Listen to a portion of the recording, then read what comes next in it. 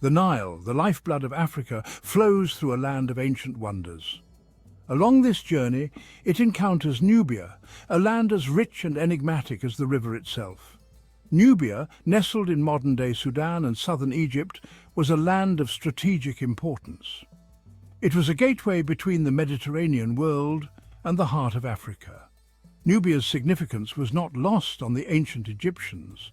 They called it Tarseti, the land of the bow, in recognition of the famed Nubian archers. These skilled warriors were highly sought after in Egyptian armies. Gold, ivory, ebony, and exotic animals flowed from the heart of Africa, through Nubia and into Egypt. The Egyptians, recognizing this, sought to control Nubia, leading to centuries of complex interactions. The story of Nubia and Egypt is one of conflict and cooperation, of cultural exchange and intertwined destinies. Nubia was a land of abundance, blessed with resources coveted by its northern neighbor, Egypt. Gold, shimmering and precious, was perhaps the most sought-after treasure. Nubia's gold mines, located deep within its mountainous terrain, became a source of fascination and desire for the Egyptians. Beyond gold, Nubia was a land of exotic wonders. Ebony, a dark, fine-grained wood, was prized for its beauty and durability. Ivory from the tusks of elephants was carved into exquisite ornaments and works of art. Animal skins, precious stones, and aromatic resins all flowed north from Nubia, enriching the Egyptian economy and culture. Trade routes, traversing the Nile and crossing the desert, connected Nubia and Egypt. Caravans laden with goods carried not just material wealth but also ideas and cultural practices. This interaction, driven by economic necessity and fueled by the Nile's bounty, laid the foundation for a relationship that would endure for millennia. The relationship between Nubia and Egypt was not always harmonious. The allure of Nubia's riches, coupled with its strategic importance, often led to conflict. Egyptian pharaohs, eager to secure their borders and control the flow of valuable resources, launched military campaigns into Nubia.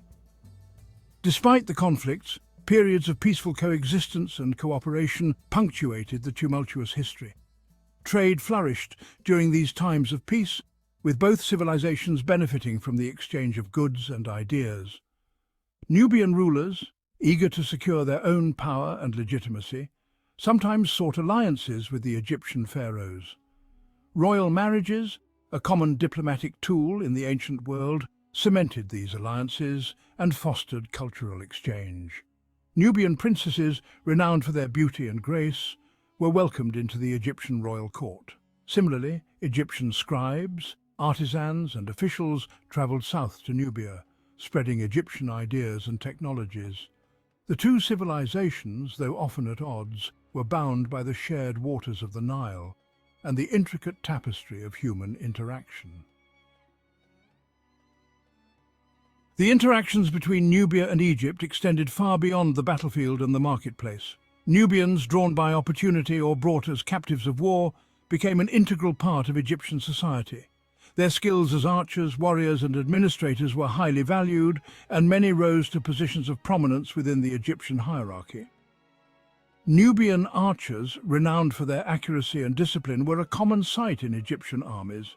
Beyond the military, Nubians excelled in administration and governance. Egyptian records mention Nubian scribes, officials and even governors who managed Egyptian provinces. These individuals, often highly educated and multilingual, navigated the complexities of Egyptian bureaucracy and contributed to the efficient running of the empire. Nubian artisans, musicians, dancers and laborers contributed to the vibrancy of Egyptian culture. Their presence is evident in Egyptian art, where Nubian features, hairstyles and clothing styles are often depicted. The adoption of Nubian cultural elements highlights the dynamic nature of Egyptian society and its ability to absorb and adapt to foreign influences. The rise of Kush, a Nubian kingdom's ascent. Around the 8th century BCE, a powerful kingdom emerged in Nubia, centered at the city of Napata. This kingdom, known as Kush, would challenge Egyptian dominance and eventually rule over the land of the pharaohs. The Kushites, deeply influenced by Egyptian culture, adopted many of its customs and beliefs. They worshipped Egyptian gods, built pyramids and temples in the Egyptian style, and even adopted hieroglyphic writing. However, they also retained their own distinct traditions, language, and artistic styles. Kushite kings, powerful rulers who commanded vast armies, presented themselves as the legitimate heirs of the pharaohs. The rise of Kush marked a turning point in the relationship between Nubia and Egypt. Their armies, led by skilled warriors and equipped with advanced weaponry, pushed northwards, capturing Egyptian cities and defeating Egyptian armies. The Kushite kings, now rulers of both Nubia and Egypt, ushered in an era of renaissance, reviving Egyptian traditions and leaving an indelible mark on Egyptian art, religion, and architecture.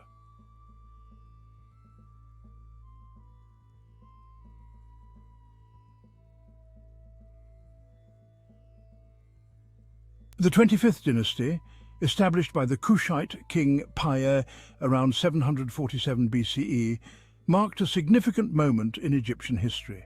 For the first time, a dynasty of Nubian origin ruled over the land of the pharaohs. These black pharaohs left a lasting impact on Egyptian culture, religion, and architecture. They revitalized Egyptian traditions, ushering in a period of artistic and religious renewal. The Kushite pharaohs were devout patrons of the Egyptian god Amun, restoring temples and monuments dedicated to him. They embraced traditional Egyptian artistic conventions, commissioning colossal statues and intricate reliefs. They also introduced elements of their own Kushite heritage, blending Egyptian motifs with Nubian styles. The story of Nubia and Egypt is not simply a tale of two separate civilizations.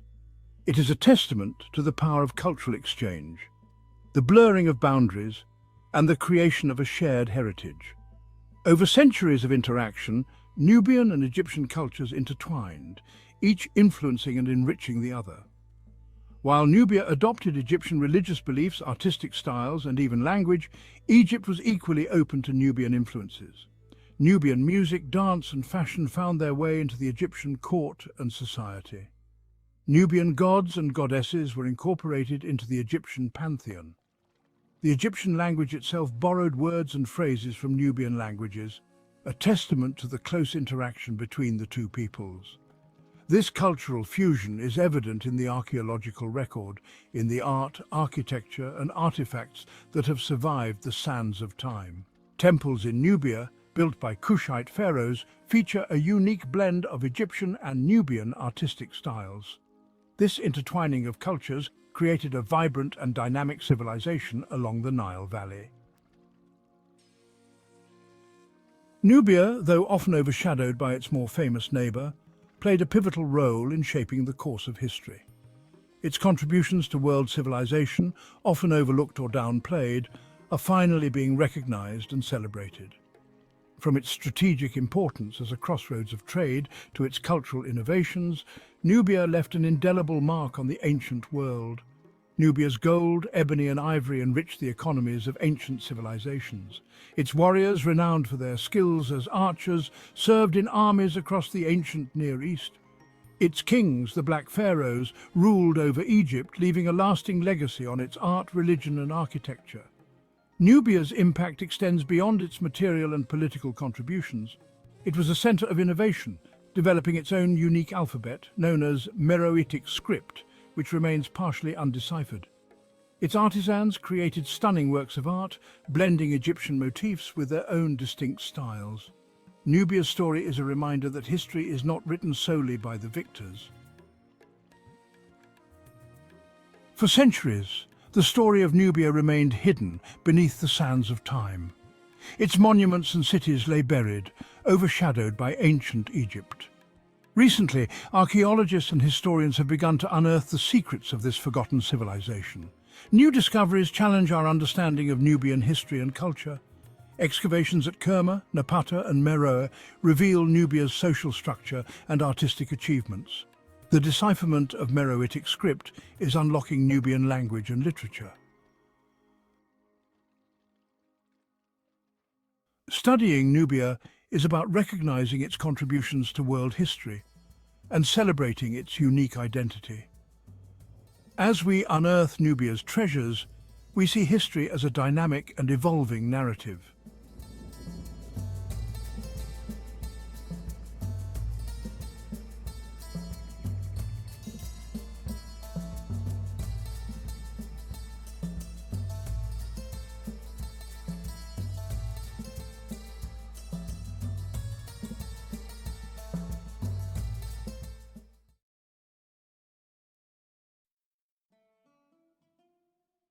Thebes, the heart of ancient Egypt. Nestled on the banks of the Nile, Thebes was more than just a city. It was the beating heart of a civilization, showcasing human ambition, faith and artistry. Join us as we uncover the rich history and significance of this ancient city, exploring its grand temples, its royal tombs and its pivotal role in shaping the story of ancient Egypt. Thebes, even in its ruined state, whispers of a time when it was the religious epicenter of ancient Egypt, particularly during the powerful New Kingdom. Imagine a city alive with the sound of priestly chants, the air thick with the scent of incense burning in honor of Amun-Ra, the king of the gods. Here, within the colossal Karnak temple complex, the Egyptians paid homage to their deities in ceremonies of unparalleled grandeur. The temple, a sprawling testament to their faith, grew over centuries, each pharaoh adding his own mark to this sacred landscape. Luxor Temple, bathed in the golden glow of the setting sun, was a place for ordinary Egyptians to connect with the divine. Together, these two temples form the spiritual heart of Thebes, a place where the earthly and the divine intertwined.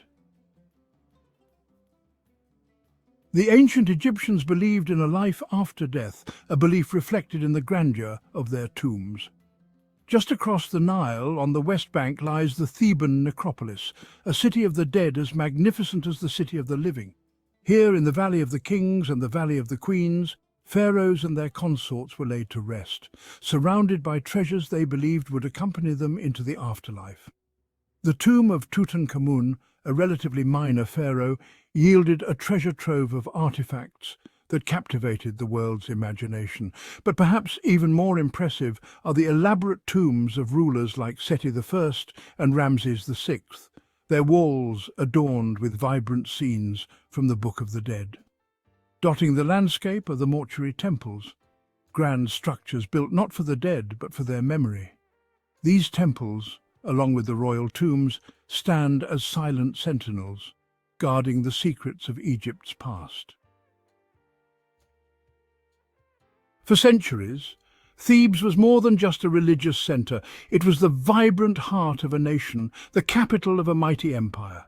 Imagine the bustling streets of Thebes during its zenith, a time when it was known as the City of 100 Gates. Thebes' rise to prominence began during the Middle Kingdom, when Mentuhotep II reunited the two lands after a period of division. He moved the capital to Thebes, laying the foundation for its future glory. But it was during the New Kingdom that Thebes truly flourished, reaching the pinnacle of its power and influence. Under the rule of powerful pharaohs like Thutmose III and Amenhotep III, Thebes became a metropolis, a hub of international trade and a center of art and culture. The city's wealth was evident in its grand temples, its opulent palaces, and the luxurious lifestyle of its elite. Yet, even after losing its political dominance, Thebes remained a city of immense religious and cultural significance, a testament to its glorious past. Few sights on earth can compare to the awe-inspiring grandeur of the Karnak temple complex. Imagine standing before this colossal structure, its towering pylons reaching towards the heavens, a symbol of human devotion and architectural genius. Karnak was not simply a temple. It was a city within a city, a complex of temples, chapels and monuments dedicated to the Theban triad Amun-Ra, Mut and Khonsu. The hypostyle hall, with its forest of massive columns, is perhaps the most iconic image of Karnak. The construction of Karnak spanned over 2 millennia, with each successive pharaoh feeling compelled to leave his mark on this sacred complex. From the massive pylons and obelisks to the intricate reliefs and inscriptions that adorn its walls, Karnak stands as a testament to the ambition, ingenuity, and deep religious fervor of the ancient Egyptians. The story of Thebes is not just one of religious devotion and architectural grandeur, it is also a story of conflict and resilience. Thebes found itself at the heart of several pivotal moments in Egyptian history, times when the very existence of the kingdom was threatened. One such period was the Second Intermediate Period, a time of turmoil and division when Egypt fell under the rule of the Hyksos, a foreign power from the Levant. The Hyksos, with their superior weaponry and military tactics, conquered much of Lower Egypt, pushing the native Egyptian rulers south. Thebes, however, refused to submit. Theban rulers, seeing themselves as the true heirs to the pharaonic legacy, waged a long and bloody war against the Hyksos, a conflict that would determine the fate of Egypt. Finally, under the leadership of Thutmose I, the founder of the 18th dynasty, the Egyptians triumphed. Thutmose I, a Theban prince, drove the Hyksos out of Egypt, reuniting the two lands and ushering in a new era of Egyptian power and prosperity. Thebes, at its zenith, was more than just a political and religious capital. It was the cultural heart of ancient Egypt, a city alive with creativity and artistic innovation. Imagine the workshops of Thebes, filled with skilled artisans, sculptors, painters, weavers, their hands bringing life to stone, wood and fabric, transforming them into works of breathtaking beauty. The tombs and temples of the Theban necropolis offer a glimpse into this vibrant artistic tradition. The walls of these structures are adorned with intricate murals and carvings, each one a masterpiece that speaks volumes about the artistic skill and the religious beliefs of the ancient Egyptians. Theban artists and craftsmen were renowned throughout the ancient world for their skill. Thebes became a center for the production of luxury goods, from exquisite jewelry and finely crafted furniture to colorful textiles and beautifully painted pottery. Thebes' rise to prominence was fueled, in part, by its strategic location. Situated on the banks of the Nile, the lifeblood of Egypt, Thebes controlled the agricultural wealth of the surrounding region. Thebes' location also made it a natural hub for trade.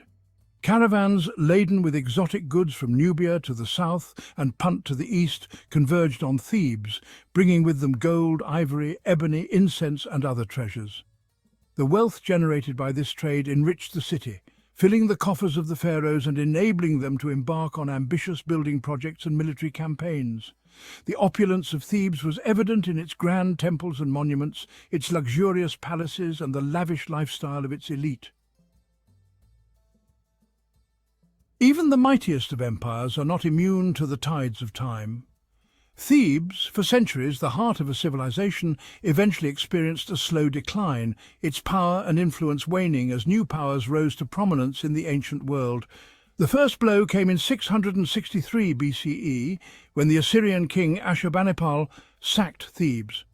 The Assyrians, a ruthless and efficient military force, had conquered much of the Near East, and Egypt, weakened by internal strife and economic decline, was unable to withstand their onslaught. The sack of Thebes by the Assyrians was a traumatic event for the Egyptians. The city, once considered invincible, was plundered and burned, its temples desecrated, its treasures carried off to Assyria as spoils of war. Thebes never fully recovered from the Assyrian sack. Centuries later, under Roman rule, Thebes was again sacked, this time after a revolt against Roman authority. Thebes may lie in ruins, its grand temples and palaces reduced to rubble, but its story continues to resonate across the millennia. The remains of this once great city, spread across the modern-day city of Luxor, are now a UNESCO World Heritage Site, a testament to their enduring historical, architectural and cultural significance.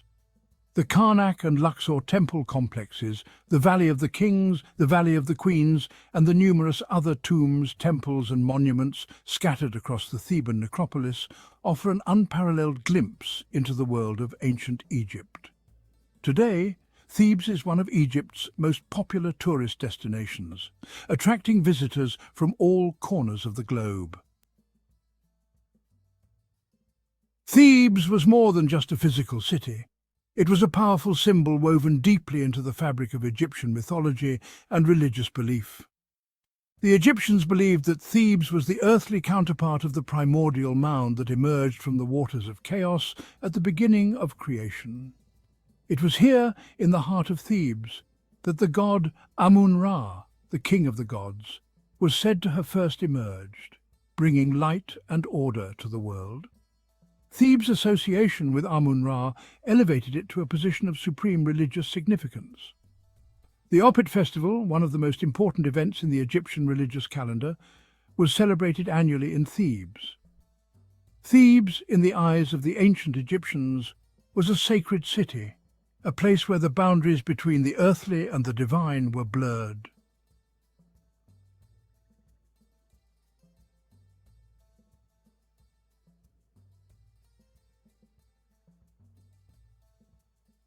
Thank you for joining us on this journey through the ancient city of Thebes. From its grand temples that scraped the sky to the whispers of pharaohs in the Valley of the Kings, Thebes stands as a testament to human ambition, ingenuity, and the enduring power of belief.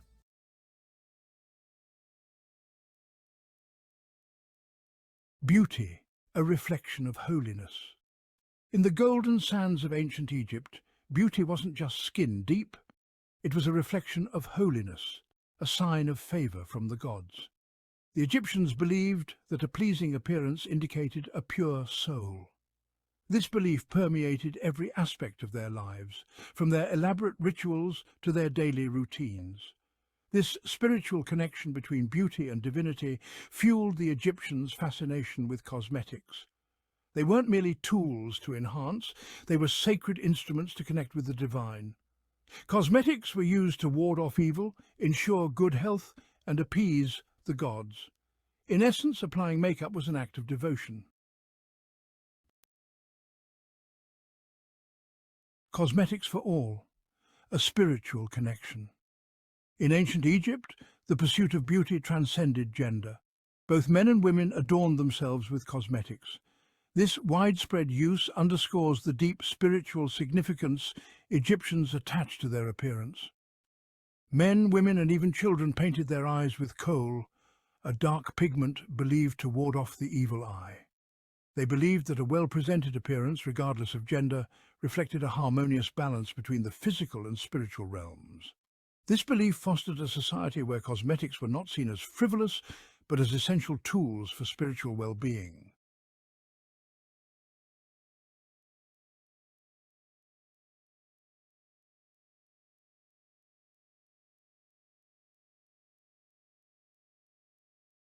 The alchemy of kohl, a chemical marvel. This ancient cosmetic has fascinated historians and chemists alike for centuries. Of all the cosmetics used in ancient Egypt, kohl reigned supreme. It was more than just a tool for beauty, it was a symbol of status, health, and even spirituality. This dark, dramatic eyeliner wasn't just a fashion statement, it was a chemical marvel. The Egyptians believed that kohl had protective and healing properties, making it an essential part of their daily lives. The Egyptians created kohl by grinding and blending ingredients like galena, a lead-based mineral, with other substances like burnt almonds and malachite. This meticulous process required skill and knowledge passed down through generations. The galena gave kohl its intense black colour and acted as an antiseptic, protecting the eyes from infections. This was particularly important in the harsh, sandy environment of Egypt, where eye infections were common. The Egyptians believed that the almond oil helped to cleanse and soothe the delicate skin around the eyes. This oil was not only a cosmetic ingredient but also a skincare remedy, providing moisture and protection against the dry desert air. They also understood that malachite, a copper carbonate mineral, possessed antibacterial properties, further safeguarding their eyes from the harsh desert conditions.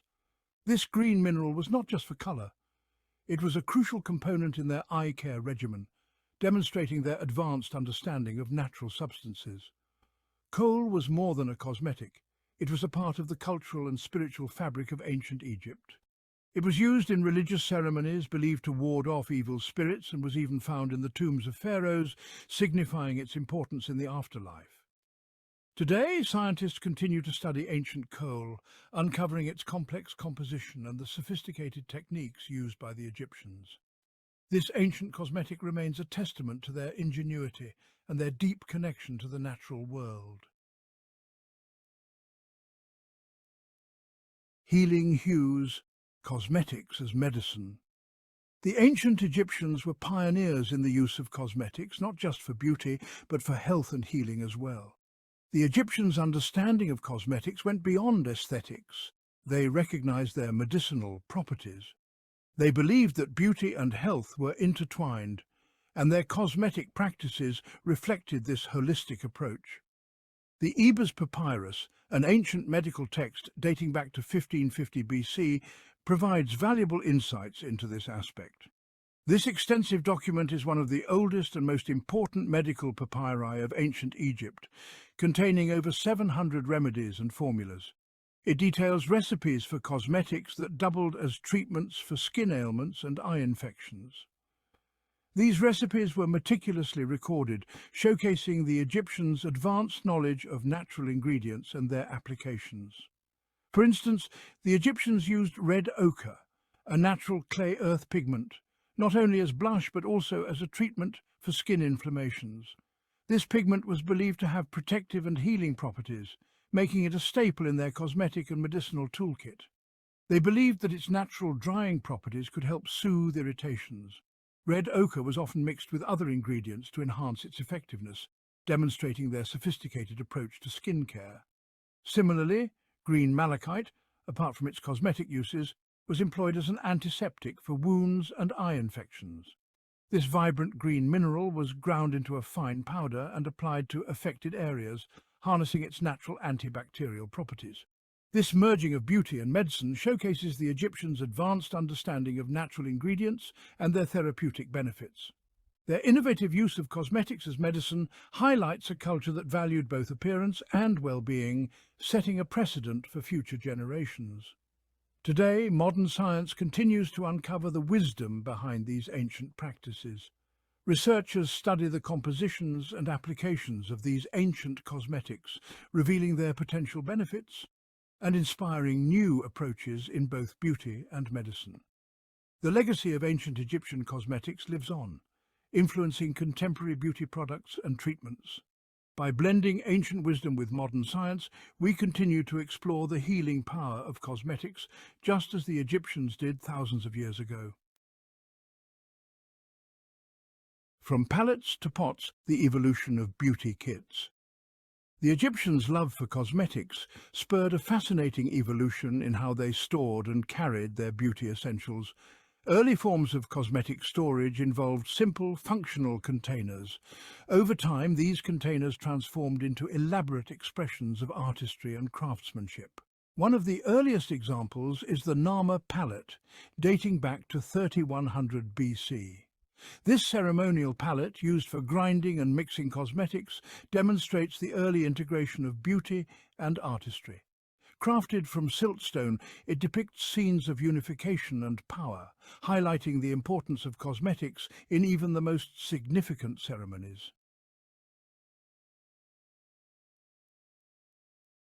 Tools of the trade applying ancient allure. The application of cosmetics in ancient Egypt was a meticulous ritual, requiring specialized tools. These tools, often crafted from materials like wood, bone, and ivory, illustrate the Egyptians' dedication to achieving their desired aesthetic. Coal applicators, for instance, were thin, elongated tools, often made of wood or ivory. These applicators allowed for precise application of the coal along the lash line, creating the dramatic eye look synonymous with ancient Egyptian beauty. Small spoons, carved from bone or ivory, were used to scoop out ointments and creams from jars, ensuring hygienic application and preventing contamination.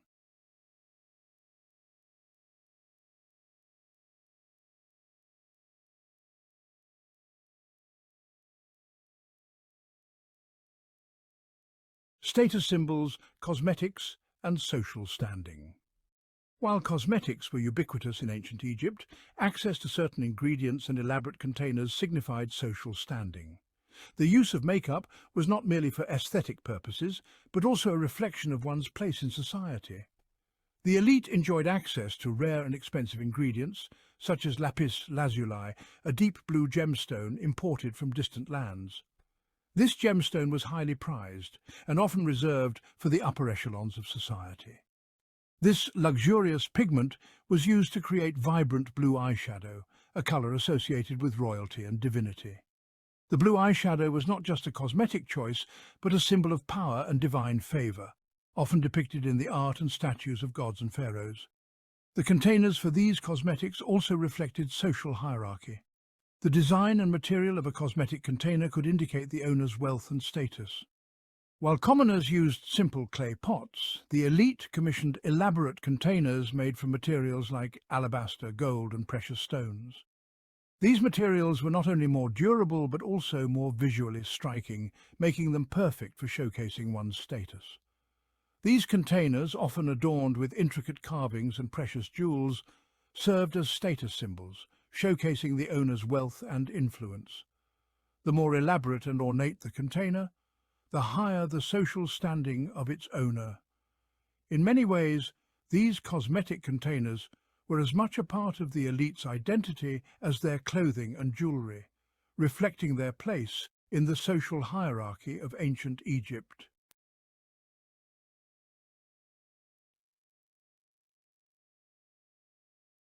Beauty inside and out. The ancient Egyptians' approach to beauty provides a fascinating glimpse into a civilization that valued both the aesthetic and the practical. Cosmetics were not merely superficial adornments, they were tools of spiritual connections, symbols of status, and even instruments of medicine. From the chemical ingenuity of coal to the evolution of cosmetic palettes, the ancient Egyptians' pursuit of beauty left an indelible mark on history. Their legacy reminds us that beauty can be both powerful and purposeful, reflecting deeper cultural values and beliefs. It is a testament to the enduring human desire to enhance our appearance and connect with something larger than ourselves.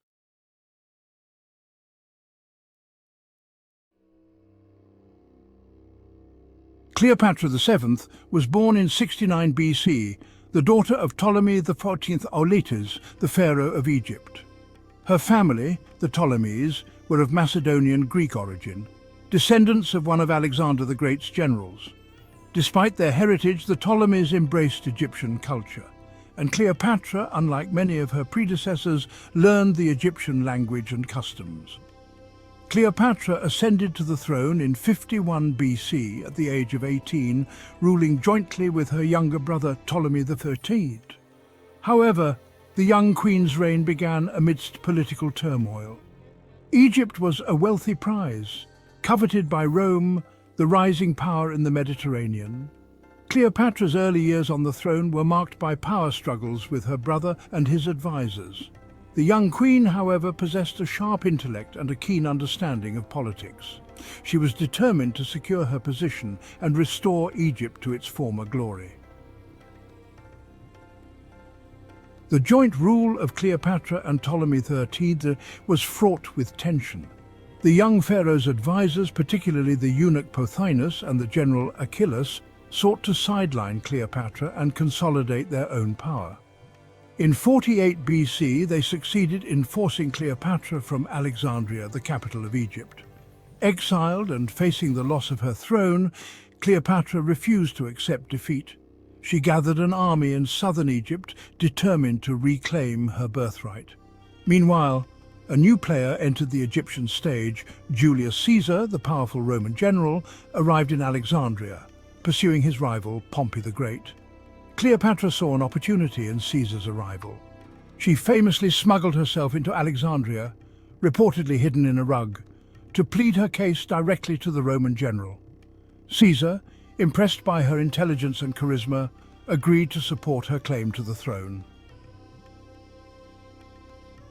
Caesar's intervention in Egyptian affairs led to a brief but fierce conflict known as the Alexandrian War. Caesar, with Cleopatra's forces, faced the army of Ptolemy XIII. The war culminated in a decisive battle on the Nile River, where Ptolemy's forces were routed, and the young pharaoh himself drowned while trying to escape.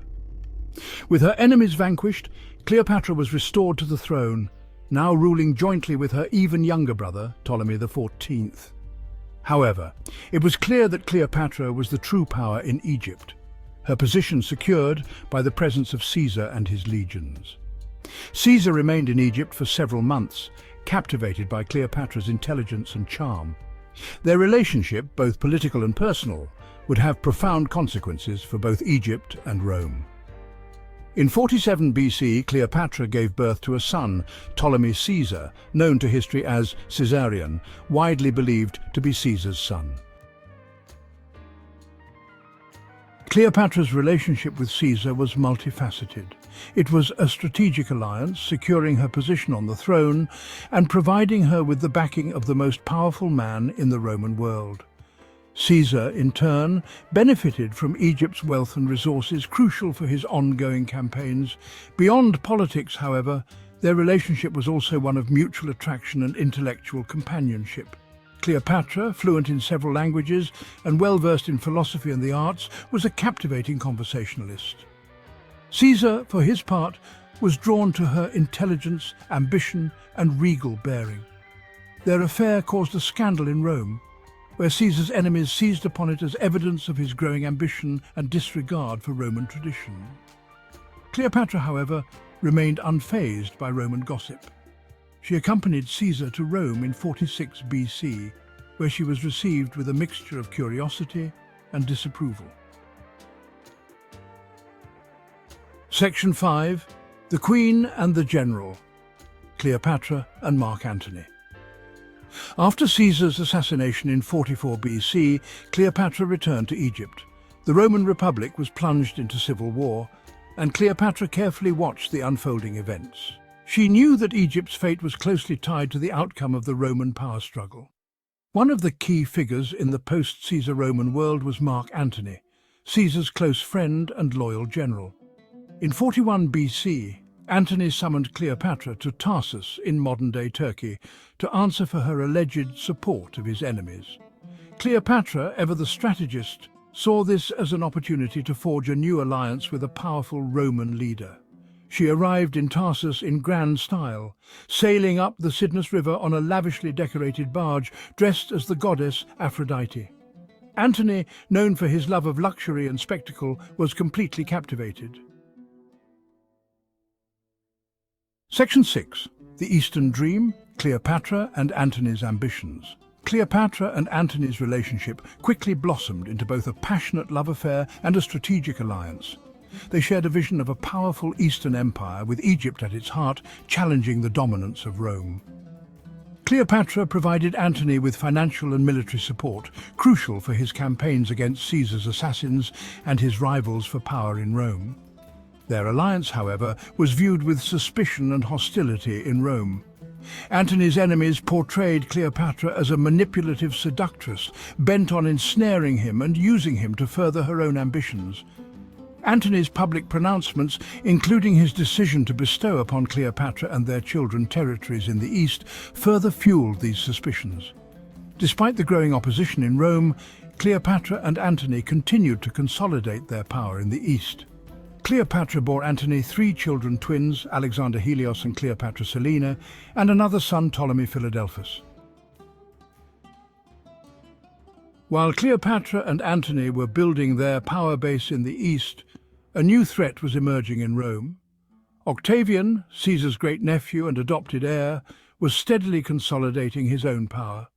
Octavian, a shrewd politician and a ruthless strategist, skillfully exploited Roman anxieties about Antony's relationship with Cleopatra and his perceived Easternization.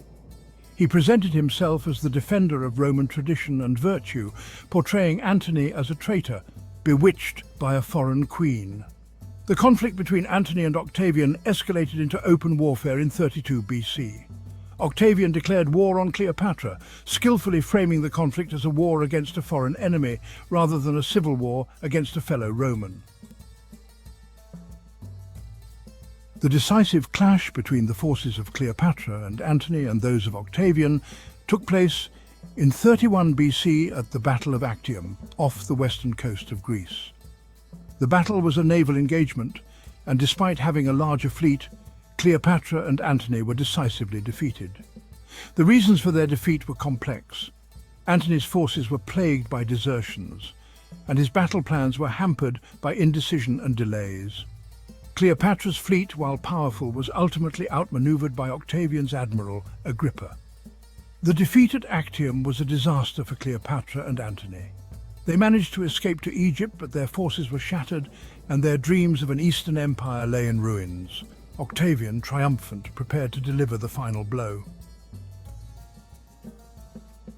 In 30 BC, Octavian's forces invaded Egypt, meeting little resistance. Antony, facing defeat and despair, committed suicide.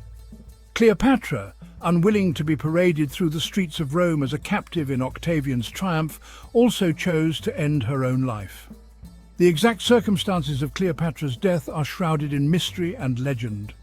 The most famous account claims that she died from a venomous snakebite, allowing an asp to bite her.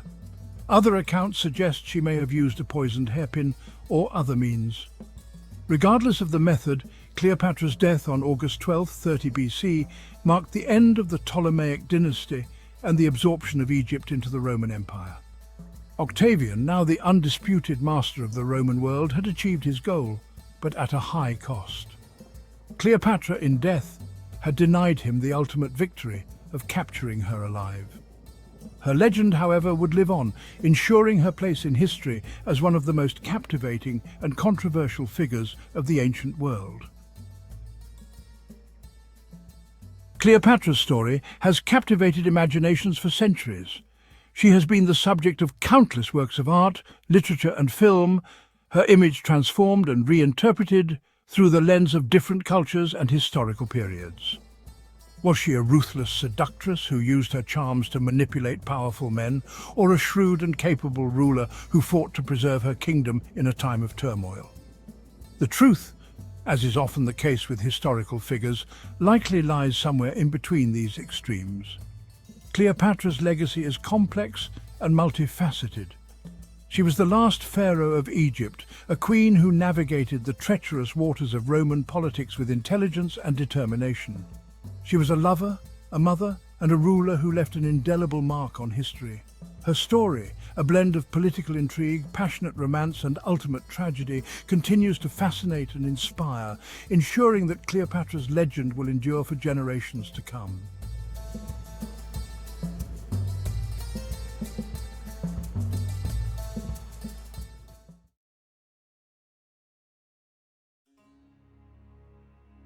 Ancient Egypt. The name conjures images of towering pyramids, enigmatic pharaohs, and hieroglyphs whispering secrets across millennia. This civilization, nestled along the fertile Nile River, stands as one of the most significant in human history. Its legacy echoes through time, influencing art, architecture, religion, and governance for thousands of years. Emerging around 3000 BC, ancient Egypt blossomed in a period when most of the world was still grappling with rudimentary forms of society. This remarkable civilization, with its sophisticated systems of writing, government, and cosmology, left an indelible mark on the trajectory of human development. From the moment its first dynasty took power to the twilight of its final pharaoh, ancient Egypt was a beacon of innovation and culture. Its story is a tapestry woven from the threads of ambition, faith, and the relentless pursuit of order in a world often defined by chaos. Before the rise of the pharaohs, Egypt was a land divided. The vast and fertile Nile River Valley was home to numerous small communities and tribes, each with its own customs, beliefs, and ways of life. These communities were spread across the length of the Nile, from the delta in the north to the cataracts in the south. Two prominent kingdoms, Upper and Lower Egypt, emerged as dominant forces in this fragmented landscape. Upper Egypt, located in the southern part of the country, was characterized by its narrow strip of fertile land along the Nile, while Lower Egypt, in the north, encompassed the broad and marshy delta region. Each kingdom had its own ruler, known as a king, and distinct cultural practices that reflected their unique environments and ways of life. The unification of these two lands under a single ruler marked a pivotal moment in Egyptian history. This monumental event not only brought an end to the long-standing rivalry between Upper and Lower Egypt, but also ushered in the era of pharaonic rule. The consolidation of power under one ruler laid the foundation for the rise of a powerful and enduring civilization, characterized by remarkable achievements in art, architecture, and governance. Around 3100 BC, a king named Menes, who hailed from Upper Egypt, embarked on a campaign to conquer Lower Egypt. Through a combination of military prowess and strategic alliances, Menes succeeded in uniting the two lands under his rule. This unification was symbolized by the double crown, which combined the white crown of Upper Egypt and the red crown of Lower Egypt, signifying the unity of the two regions. This momentous event marked the beginning of the early dynastic period and the birth of ancient Egypt as we know it. The unification of Upper and Lower Egypt set the stage for the development of a centralized state, with a strong and stable government that could oversee large-scale projects and manage the resources of the entire Nile Valley. While there is some debate among scholars about the exact identity of Menes, with some suggesting that he may have been a composite figure or that his achievements were attributed to multiple rulers, his achievement in unifying Egypt is undeniable. The legacy of Menes, whether as a single individual or a symbolic representation of early Egyptian kingship, remains a cornerstone of Egyptian history. With the establishment of the First Dynasty, a new era of centralized rule and political stability dawned upon Egypt. The pharaohs of the First Dynasty set the precedent for future rulers, establishing a system of governance that would endure for millennia. This centralized authority allowed for the efficient administration of the kingdom, the collection of taxes, and the organization of labor for monumental building projects. This newfound unity allowed for greater cooperation, resource management, and cultural exchange among the various regions of Egypt. The centralized government facilitated the construction of impressive architectural feats such as the early pyramids and temples, and the development of a sophisticated system of writing and record-keeping. These achievements set the stage for the remarkable accomplishments that would characterize the Old Kingdom period, often referred to as the Age of the Pyramids, when Egypt reached new heights of cultural and technological advancement. The early pharaohs were not merely rulers, they were considered divine beings, intermediaries between the gods and humanity. They were seen as the earthly embodiment of the gods, with a divine right to rule. This belief granted them unparalleled authority and reverence among their subjects. They wielded absolute power, controlling all aspects of Egyptian life, from the construction of monumental tombs and temples to the management of agriculture and trade. The pharaohs oversaw the building of grand structures that would stand the test of time, serving as both tombs and temples to honor the gods and themselves. Their influence extended to the fertile lands along the Nile, where they directed agricultural practices to ensure bountiful harvests, which were crucial for the sustenance of their people and the prosperity of their kingdom. Trade routes were established and maintained under their watchful eyes, bringing in goods and wealth from distant lands. Their reigns were marked by ambitious building projects, military campaigns, and the development of a complex administrative system that would serve as the backbone of Egyptian society for centuries to come. These projects were not just displays of power, but also served practical purposes, such as fortifying the kingdom's defenses and showcasing their divine favor. The military campaigns expanded their territories and brought in resources, while the administrative system ensured that the vast empire was efficiently managed, with a bureaucracy that kept meticulous records and facilitated the smooth running of the state. One of the most significant figures of this early period was King Djoser, the second pharaoh of the Third Dynasty. His reign marked a period of great innovation and development in ancient Egypt. Djoser is credited with commissioning the construction of the Step Pyramid at Saqqara, the earliest known example of a monumental stone structure in Egypt. This pyramid was a revolutionary architectural feat, setting a precedent for future constructions. It was not just a tomb but a symbol of the pharaoh's divine power and a testament to the advanced engineering skills of the ancient Egyptians. This innovative pyramid, designed by the architect Imhotep, marked a turning point in Egyptian architecture and funerary practices. Imhotep, who was later deified, introduced the use of stone as a building material, which allowed for more durable and grandiose structures. The step pyramid's design influenced the construction of subsequent pyramids and became a model for future generations. Another prominent ruler of this era was King Sneferu, the founder of the Fourth Dynasty.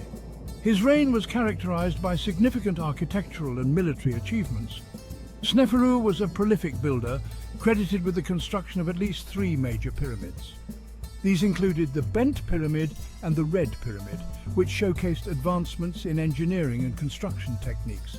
His ambitious building projects not only demonstrated his power, but also laid the groundwork for the construction of the Great Pyramids of Giza by his successors. His reign was also marked by military campaigns into Nubia and Libya, expanding the borders of the Egyptian state and securing valuable resources. These campaigns were crucial for the kingdom's economic stability and growth, as they brought in gold, slaves, and other resources that bolstered the pharaoh's wealth and power. Sneferu's military prowess and strategic acumen ensured that Egypt remained a dominant force in the region, with a legacy that would influence future generations of rulers.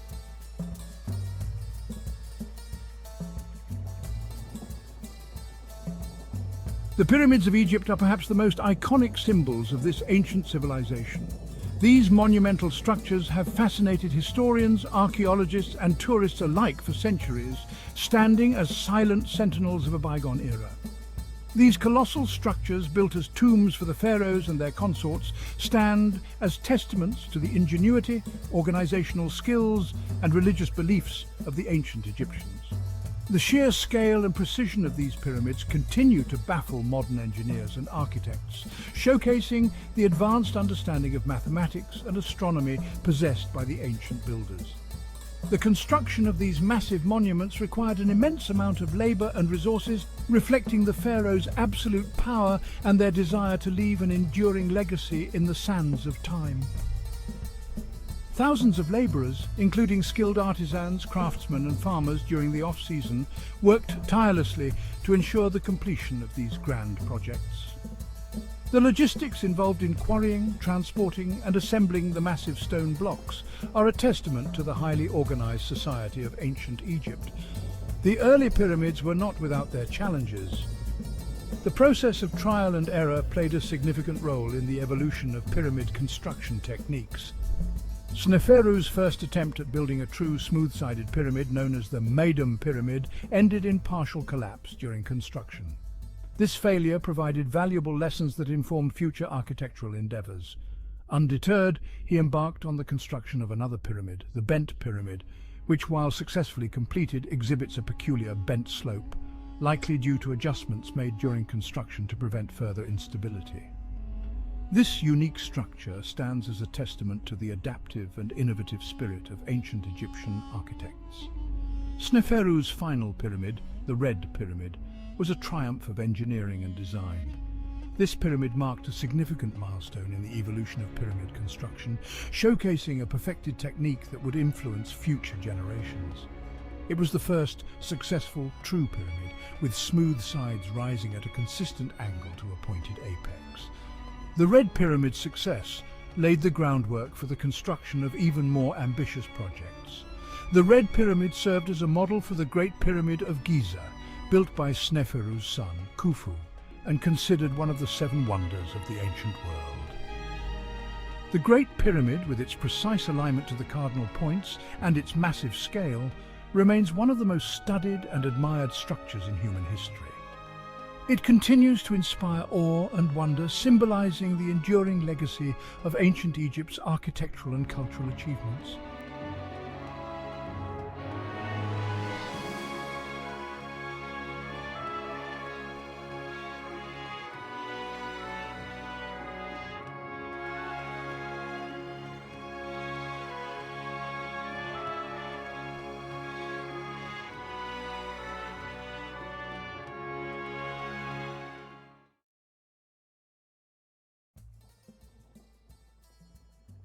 The Nile, lifeblood of ancient Egypt, its waters a source of sustenance, its rhythm a heartbeat echoing through the ages. For the ancient Egyptians, life was a tapestry woven with music and motion, dance an inseparable part of their world. From grand ceremonies to intimate gatherings, dance punctuated their existence. A celebration of life, a bridge to the divine. Imagine the sun-drenched land thousands of years ago. Hear the echoes of drums and flutes carried on the desert breeze. Picture the vibrant colours, the swirling fabrics, the rhythmic movements of dancers. This was ancient Egypt, a civilization that embraced dance in all its forms. Dance was not merely entertainment, it was a language, a way to communicate with the gods, to honour their pharaohs, to express joy and sorrow. It was woven into the very fabric of their society, a testament to their deep connection with the rhythms of life and the cosmos. The walls of ancient Egyptian tombs and temples whisper stories. Stories told not just in hieroglyphs and carvings, but in vibrant images of dancers. These paintings, frozen moments in time, offer a glimpse into the past. They capture the grace, the athleticism, and the sheer joy of dance in ancient Egypt. Look closely at the murals. Notice the elegant postures of the dancers, their limbs contorted in seemingly impossible positions. See the energy radiating from their bodies, the smiles on their faces. These images are not mere decorations, they are snapshots of a culture that lived and breathed dance. The tombs of the nobles are particularly revealing. Here, scenes of daily life unfold, including depictions of dancers entertaining at banquets. These images show us that dance was not just for rituals and ceremonies, it was also a part of everyday life, a source of pleasure and amusement. The evidence is clear. Dance was ubiquitous in ancient Egypt, permeating every level of society. From the pharaoh to the peasant, everyone danced. In the ancient Egyptian worldview, dance held cosmic significance. It was believed to have played a role in the creation of the universe. The god Osiris, often depicted as a mummified king, was also a god of vegetation and rebirth. His annual festival included dances that celebrated the cycle of life, death, and resurrection.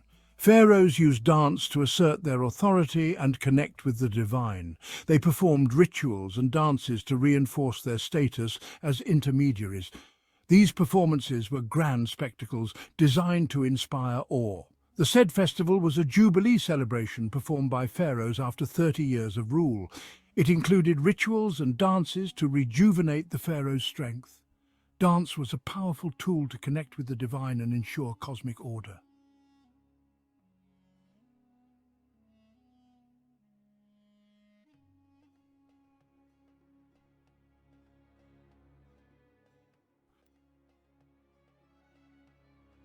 Who were these dancers who moved with such grace and precision? They came from all walks of life. Some were priests and priestesses trained from childhood to perform sacred rituals. Others were professional entertainers hired to perform at banquets and festivals. Among the most skilled and revered dancers were the women of the House of Music. These women, often attached to temples, dedicated their lives to music and dance. They were highly trained musicians, singers and dancers, and their performances were considered to be offerings to the gods. There were also specialized dancers, such as the Mu dancers, who performed acrobatic dances, and the dwarf dancers, who were often employed by the wealthy for their entertainment value. Regardless of their status, all dancers played an important role in Egyptian society, using their bodies and movements to connect with the divine, to entertain, and to tell stories.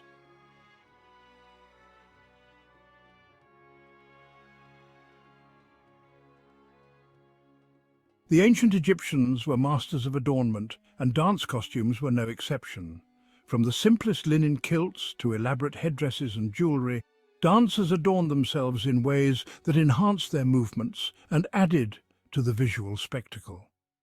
Female dancers often wore long, flowing dresses made of sheer linen.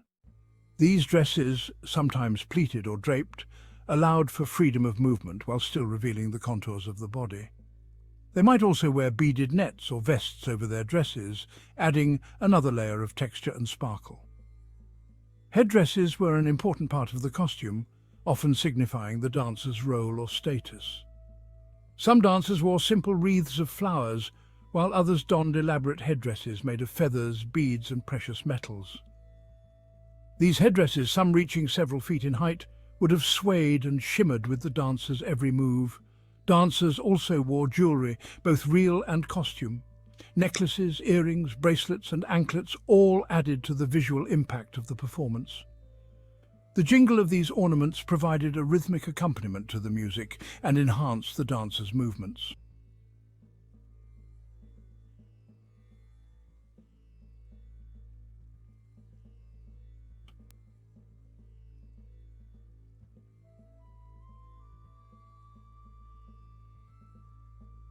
No discussion of ancient Egyptian dance would be complete without mentioning the music.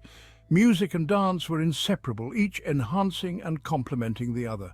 The ancient Egyptians had a rich musical tradition, and their instruments were as varied as their dances. Percussion instruments played a central role, providing the driving rhythms that fueled the dances. Drums of various sizes and shapes were essential. Some were played with the hands, others with sticks. Clappers, cymbals, and sistrums, a type of rattle, added to the percussive texture. Wind instruments such as flutes, oboes, and clarinets provided melodies and harmonies. The flute, in particular, was a popular instrument, its haunting sound evocative of both joy and sorrow. String instruments such as harps, lyres, and lutes added depth and richness to the music. Imagine the sound of these instruments combined with the rhythmic clapping and chanting of the audience. The music would have been both exhilarating and hypnotic, transporting the dancers and viewers alike to another realm.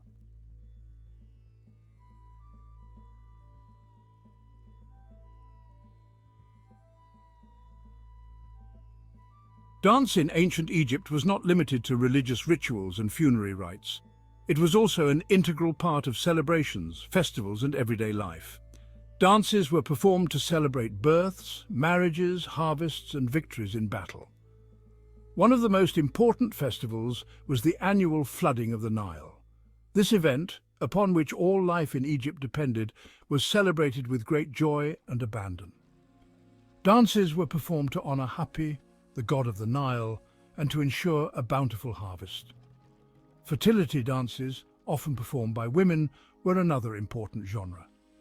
These dances, meant to ensure the continuation of life and the prosperity of the land, were characterized by their sensuality and earthiness.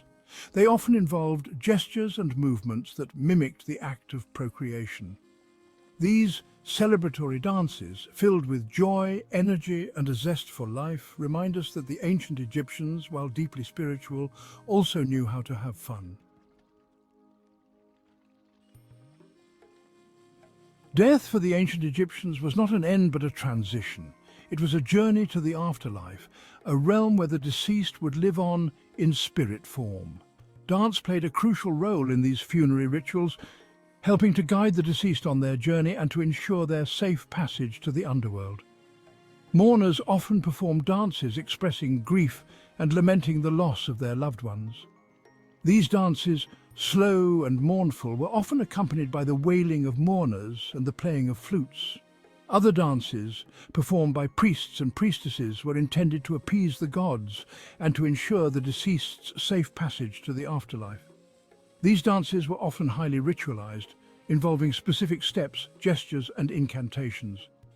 One of the most important funerary rituals was the opening of the mouth ceremony. This ritual, intended to restore the deceased's senses and allow them to eat, drink, and speak in the afterlife, involved a series of symbolic gestures, including the use of a ritual adze to touch the mouth of the deceased's mummy or statue.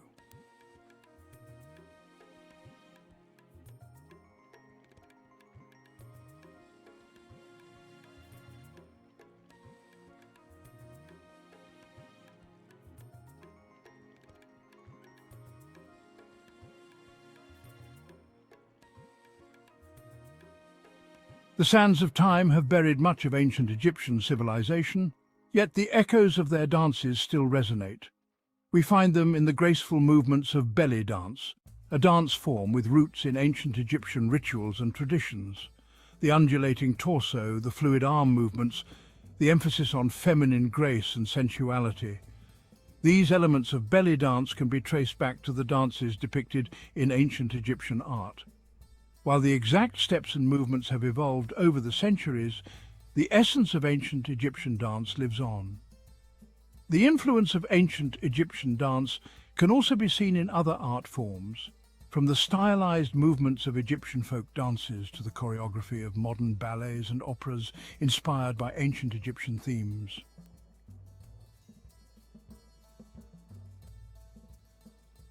Dance in ancient Egypt was more than just entertainment. It was a way of life, a language, a bridge to the divine. Through dance, the ancient Egyptians expressed their deepest beliefs and connected with the rhythms of the cosmos. The legacy of ancient Egyptian dance lives on in the images carved on tombs and temples. As we gaze upon the pyramids and temples, let us remember the dances that once animated these spaces. Let us marvel at the enduring power of dance to connect us to the past.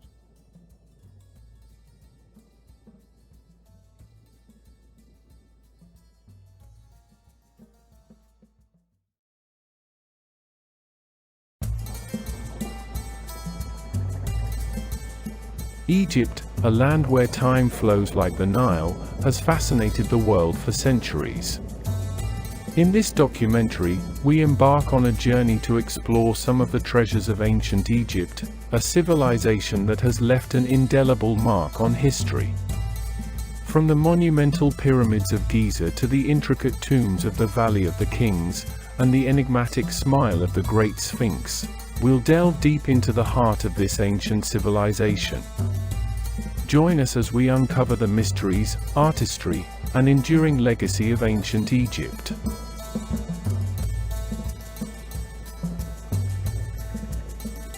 Our journey begins at the Pyramids of Giza, an iconic symbol of Egypt's ancient glory. These colossal structures, built over 4,500 years ago, are a testament to human ingenuity and determination.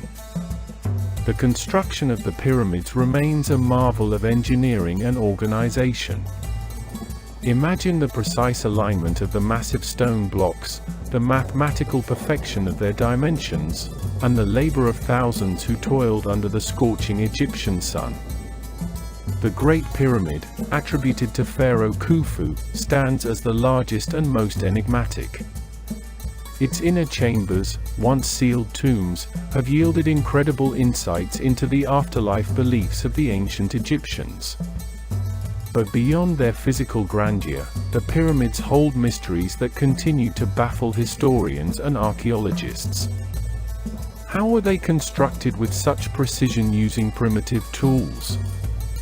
What secrets lie hidden within their labyrinthine passages? Today, cutting-edge technology plays a pivotal role in preserving these wonders. Sensors and monitoring devices keep a vigilant watch, ensuring any changes in temperature, humidity, or seismic activity are detected promptly. But preserving Egypt's treasures goes beyond the pyramids alone. The Egyptian Museum in Cairo houses an unparalleled collection of ancient artifacts, each with its own unique story.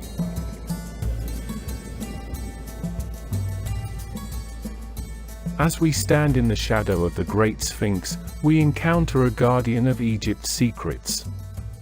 This colossal statue, with the body of a lion and the head of a pharaoh, has captivated imaginations for centuries. The Sphinx is shrouded in mysteries, from the missing nose to the legends of hidden chambers beneath its paws. Scholars and explorers have tirelessly sought answers, but the Sphinx remains an enigma.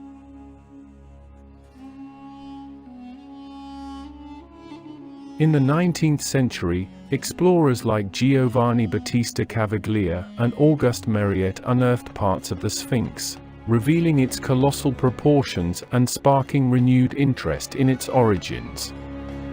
Today, ongoing efforts to restore and preserve the Sphinx ensure that it endures as a symbol of Egypt's enduring spirit. A careful balance is struck between restoration and maintaining the age-old character of this ancient guardian. Our journey takes us to the Valley of the Kings, a sacred burial ground where pharaohs and nobles were laid to rest. This desolate valley, nestled against the Theban hills, conceals an underground world of art and spirituality. Each tomb in this valley is a masterpiece of ancient Egyptian artistry. The walls are adorned with vibrant frescoes, hieroglyphics, and scenes from the pharaohs' lives and journeys to the afterlife. But the fragility of these paintings and inscriptions becomes apparent when faced with the harsh realities of the desert environment. Humidity, heat, and carbon dioxide from visitors can damage these ancient works of art. To combat this, experts employ state-of-the-art preservation techniques. Climate control systems are installed to maintain stable conditions within the tombs, ensuring that these masterpieces endure for generations to come. Three-dimensional scanning and digital reproduction are also used to create precise replicas of tomb interiors. These replicas allow scholars and visitors alike to appreciate the beauty and significance of these underground wonders, without risking harm to the originals.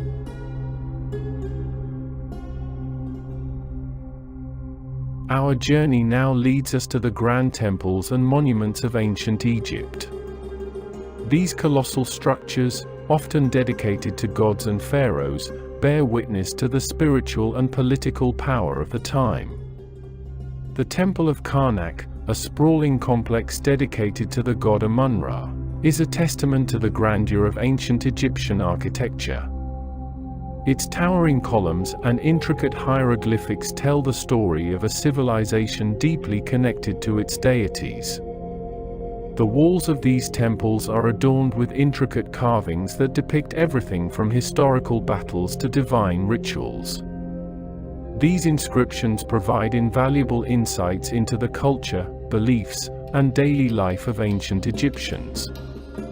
But the passage of time and the elements have taken their toll on these sacred sites. Preservation efforts are essential to protect these magnificent structures from deterioration.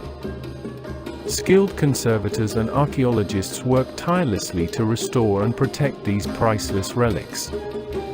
Their expertise ensures that the fragile beauty of ancient Egypt is preserved for future generations to behold. Our next destination is the remarkable discovery of King Tutankhamun's tomb by Howard Carter in 1922. This monumental find provided a window into the opulence and artistry of ancient Egyptian royalty. The treasures found within, including the iconic golden mask of King Tutankhamun, are a testament to the craftsmanship of the time. Each piece reflects the religious beliefs and the splendor of the young pharaoh's reign. The golden mask, in particular, has become an iconic symbol of Egypt's rich history. Crafted with exquisite detail, it once adorned the mummy of the pharaoh, intended to guide him safely into the afterlife.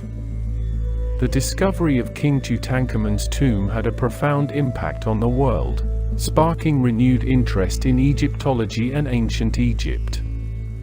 It also raised questions about the pharaoh's life and untimely death. Beyond the grand monuments and royal treasures, ancient Egypt comes to life through the details of everyday existence. From agriculture to crafts, the daily life of the people reveals a rich tapestry of culture and tradition. The Nile River, often referred to as the gift of the Nile, played a central role in the survival of the ancient Egyptians. Its annual floods enriched the soil, enabling bountiful harvests and sustaining the population. The ancient Egyptians were skilled farmers and engineers. They developed sophisticated irrigation systems to maximize agricultural productivity along the fertile banks of the Nile. Craftsmanship was another hallmark of Egyptian society. Skilled artisans created exquisite jewelry, pottery, and textiles. These artifacts offer a glimpse into the aesthetics and tastes of the time. The ancient Egyptians were also a deeply spiritual people. Their religious beliefs permeated every aspect of life, from birth to death. Elaborate burial rituals and tombs underscored the importance of the afterlife. The study of ancient Egyptian daily life provides a holistic understanding of this remarkable civilization, showing us that behind the grandeur of the pyramids and temples lay a society of ingenuity, creativity, and unwavering devotion. As our journey through ancient Egypt comes to a close, we reflect on the monumental efforts to preserve this extraordinary legacy for future generations. Conservationists, archaeologists, and historians work diligently to protect and restore the wonders of ancient Egypt. Their work ensures that these treasures continue to captivate and inspire, as they have for millennia. Cutting-edge technology, from climate control systems in tombs to 3D scanning of artifacts, plays a vital role in safeguarding these ancient treasures. Education and community involvement are equally crucial. By engaging local communities and teaching future generations about their heritage, we create a new generation of stewards who will carry the legacy forward. Sustainable tourism practices help strike a balance between sharing Egypt's wonders with the world and preserving them for the ages. Egypt's ancient treasures are not just relics of the past, they are living testaments to the enduring spirit of humanity. By preserving them, we honor our shared history and ensure that Egypt's wonders continue to captivate and inspire generations yet to come. As the sun sets over the Great Sphinx, we bid farewell to the wonders of ancient Egypt. But we leave knowing that these treasures, each with its own story to tell, will remain a source of wonder and inspiration for all of humanity. Thank you for joining us on this captivating journey through the treasures of ancient Egypt. May the legacy of this remarkable civilization continue to shine brightly through the sands of time.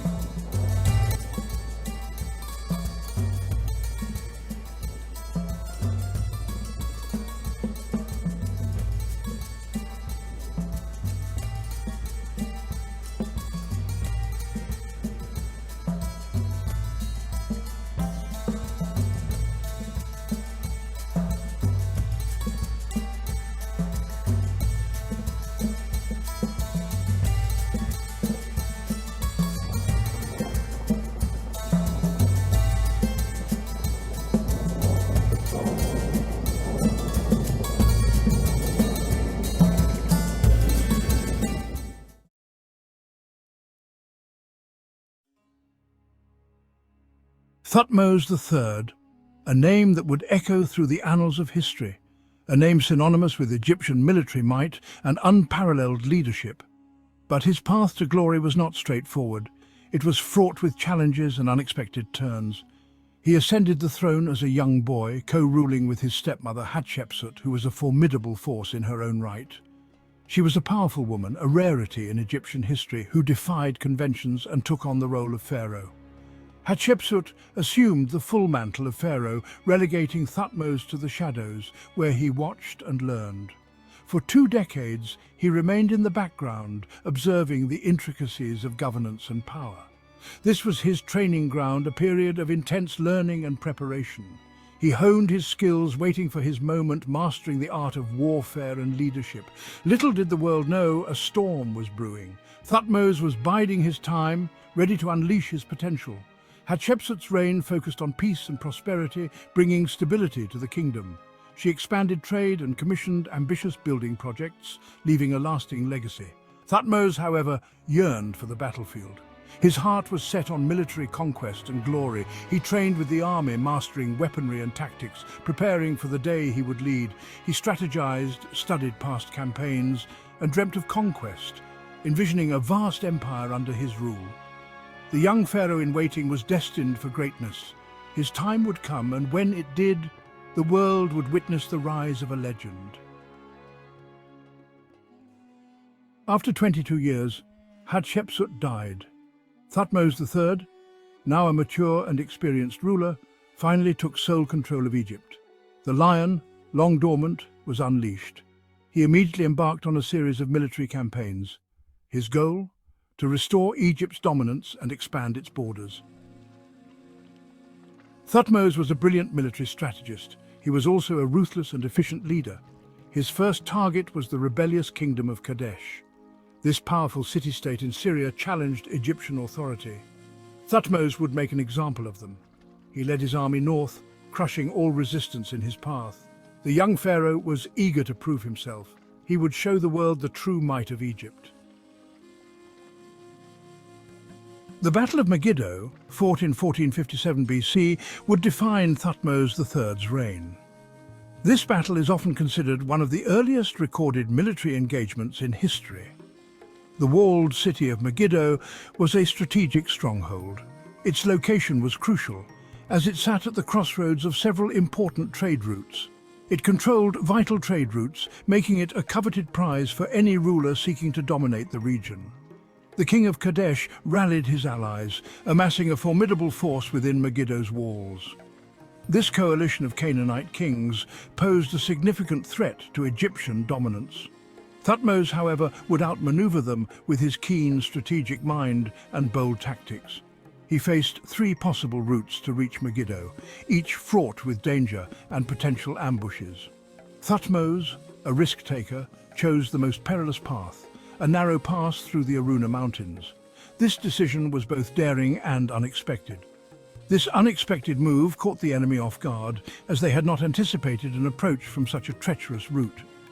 Thutmose's army emerged behind enemy lines, surprising the Canaanite forces and gaining a significant tactical advantage. The Egyptians, inspired by their king's audacity and leadership, fought with unmatched ferocity and determination. The Battle of Megiddo was a decisive victory for Thutmose III. This triumph not only secured his reign, but also expanded Egypt's influence in the region. It cemented his reputation as a brilliant military strategist and a fearless leader, whose legacy would be remembered for centuries. Megiddo was only the beginning.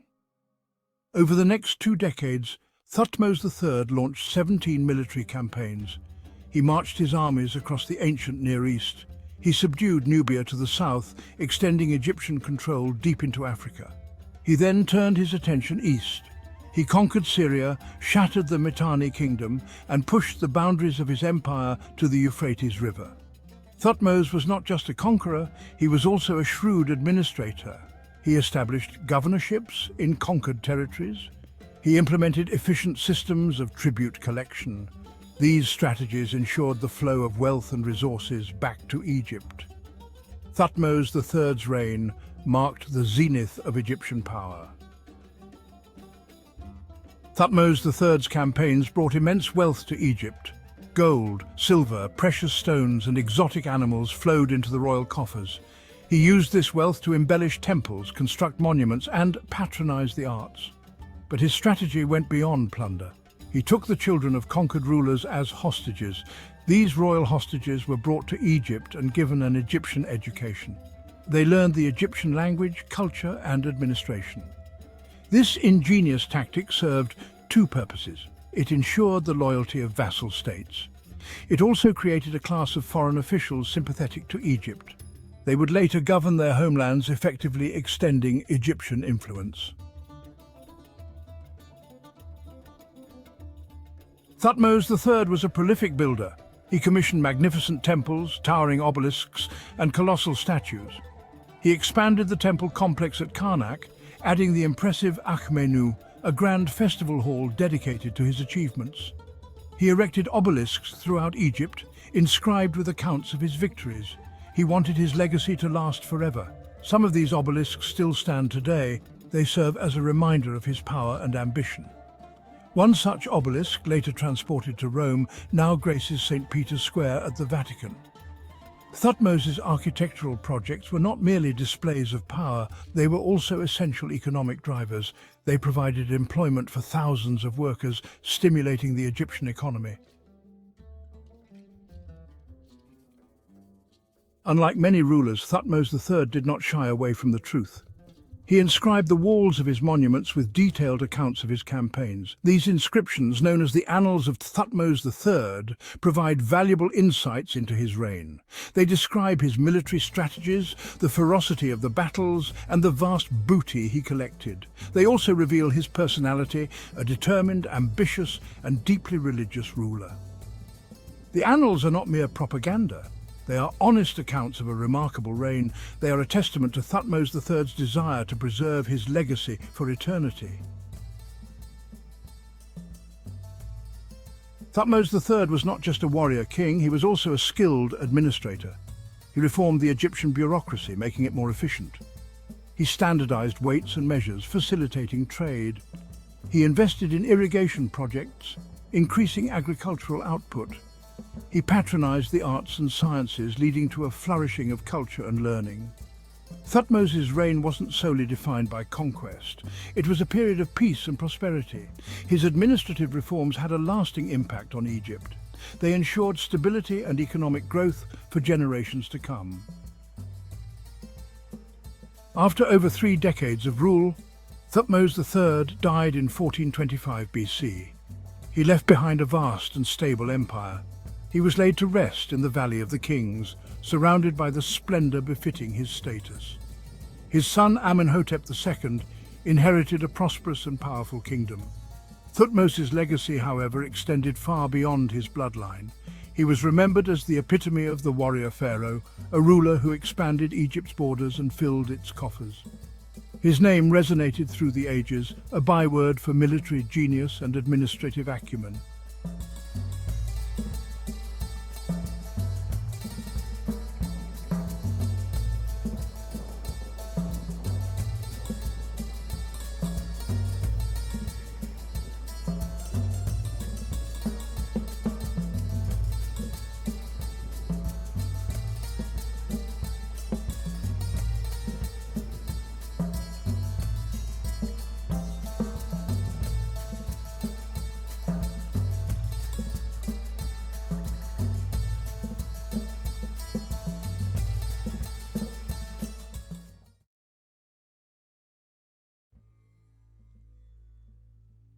Deep in the heart of the Sinai Peninsula, amidst a rugged and unforgiving landscape, rises a mountain shrouded in mystery and legend.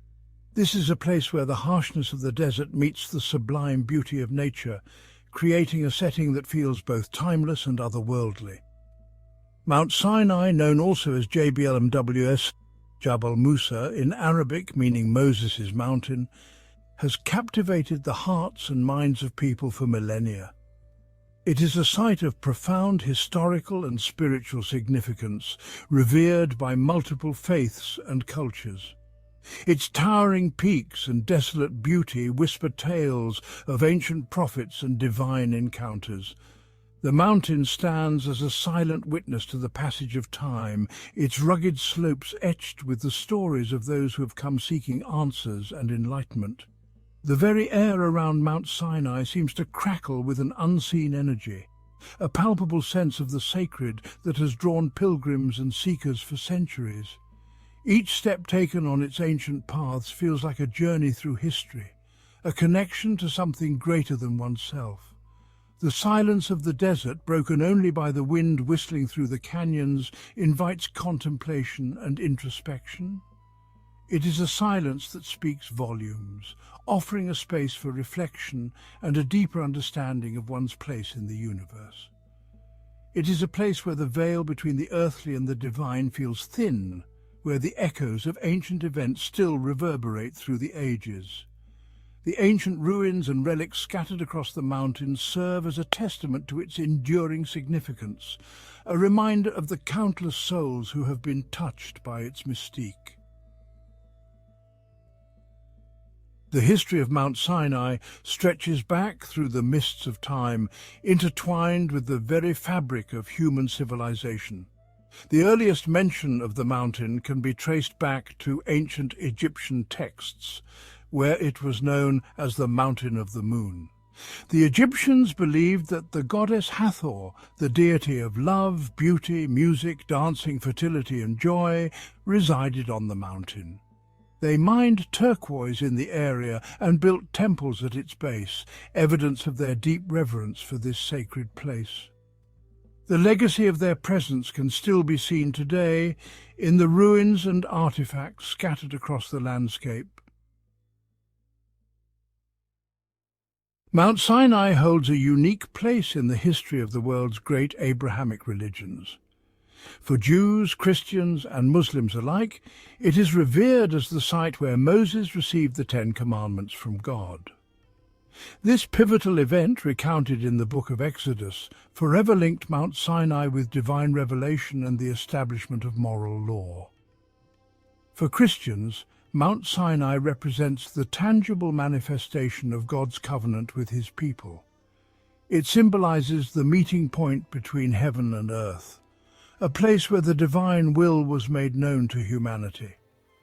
Muslims too revere Moses as a prophet and recognize the importance of Mount Sinai in his story.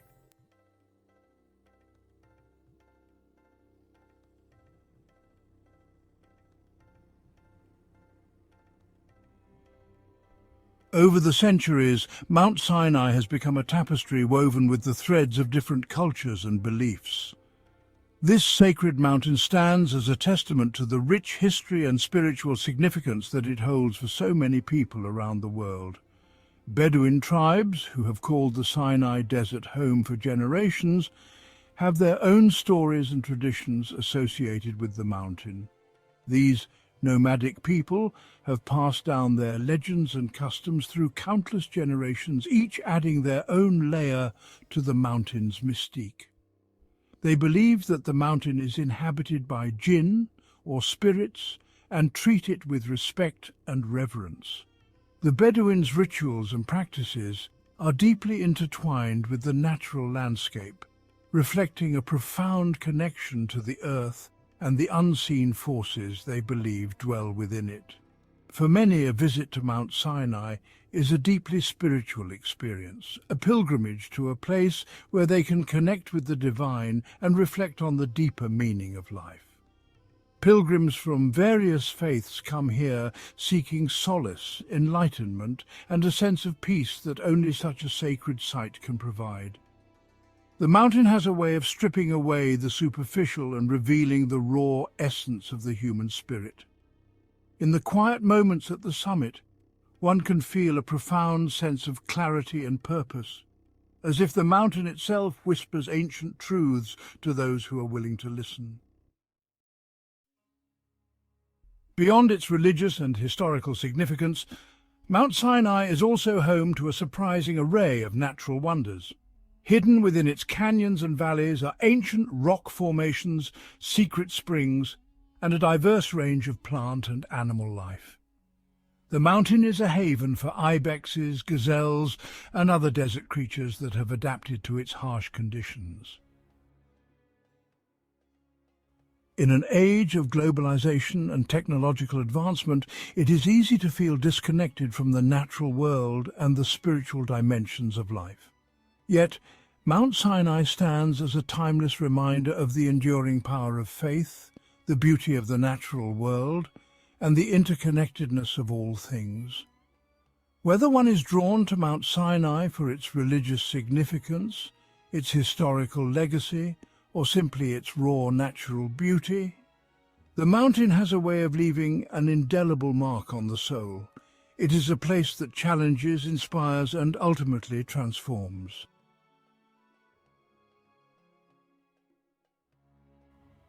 The traditional pilgrimage to the summit of Mount Sinai is a challenging but rewarding experience. There are two main routes to the top. The longer and more gradual ascent is via the Camel Trail, a winding path that can be traversed on foot or by camel. The more challenging but quicker route is the Steps of Repentance, a steep staircase of over 3,750 steps carved into the mountainside by a repentant monk. The ascent is usually made at night to avoid the scorching heat of the day and to reach the summit in time for sunrise. At the summit of Mount Sinai lies St. Catherine's Monastery, one of the oldest continuously operating Christian monasteries in the world. Founded in the 6th century AD, the monastery is a UNESCO World Heritage Site and houses a treasure trove of religious art, manuscripts and icons. The monastery's library is renowned for its collection of ancient texts, including the Codex Sinaiticus, one of the oldest surviving manuscripts of the Bible. The monastery is a testament to the enduring power of faith and the human spirit's ability to thrive in even the harshest of environments.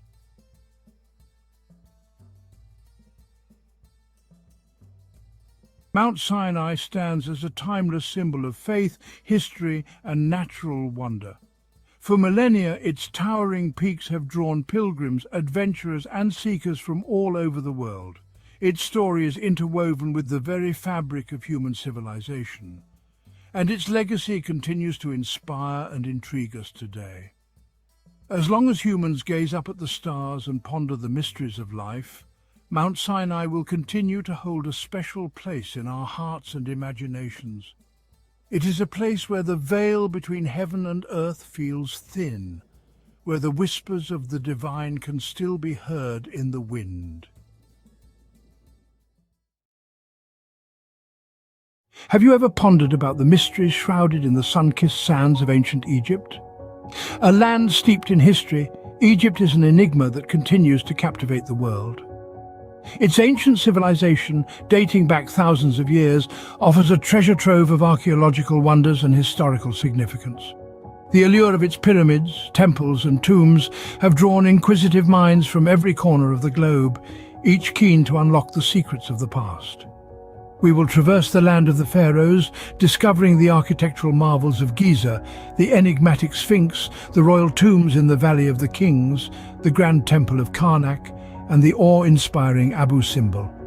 Not to forget the Egyptian museum that houses a myriad of ancient artifacts. Each place a testament to the ingenuity and sophistication of a civilization that once was.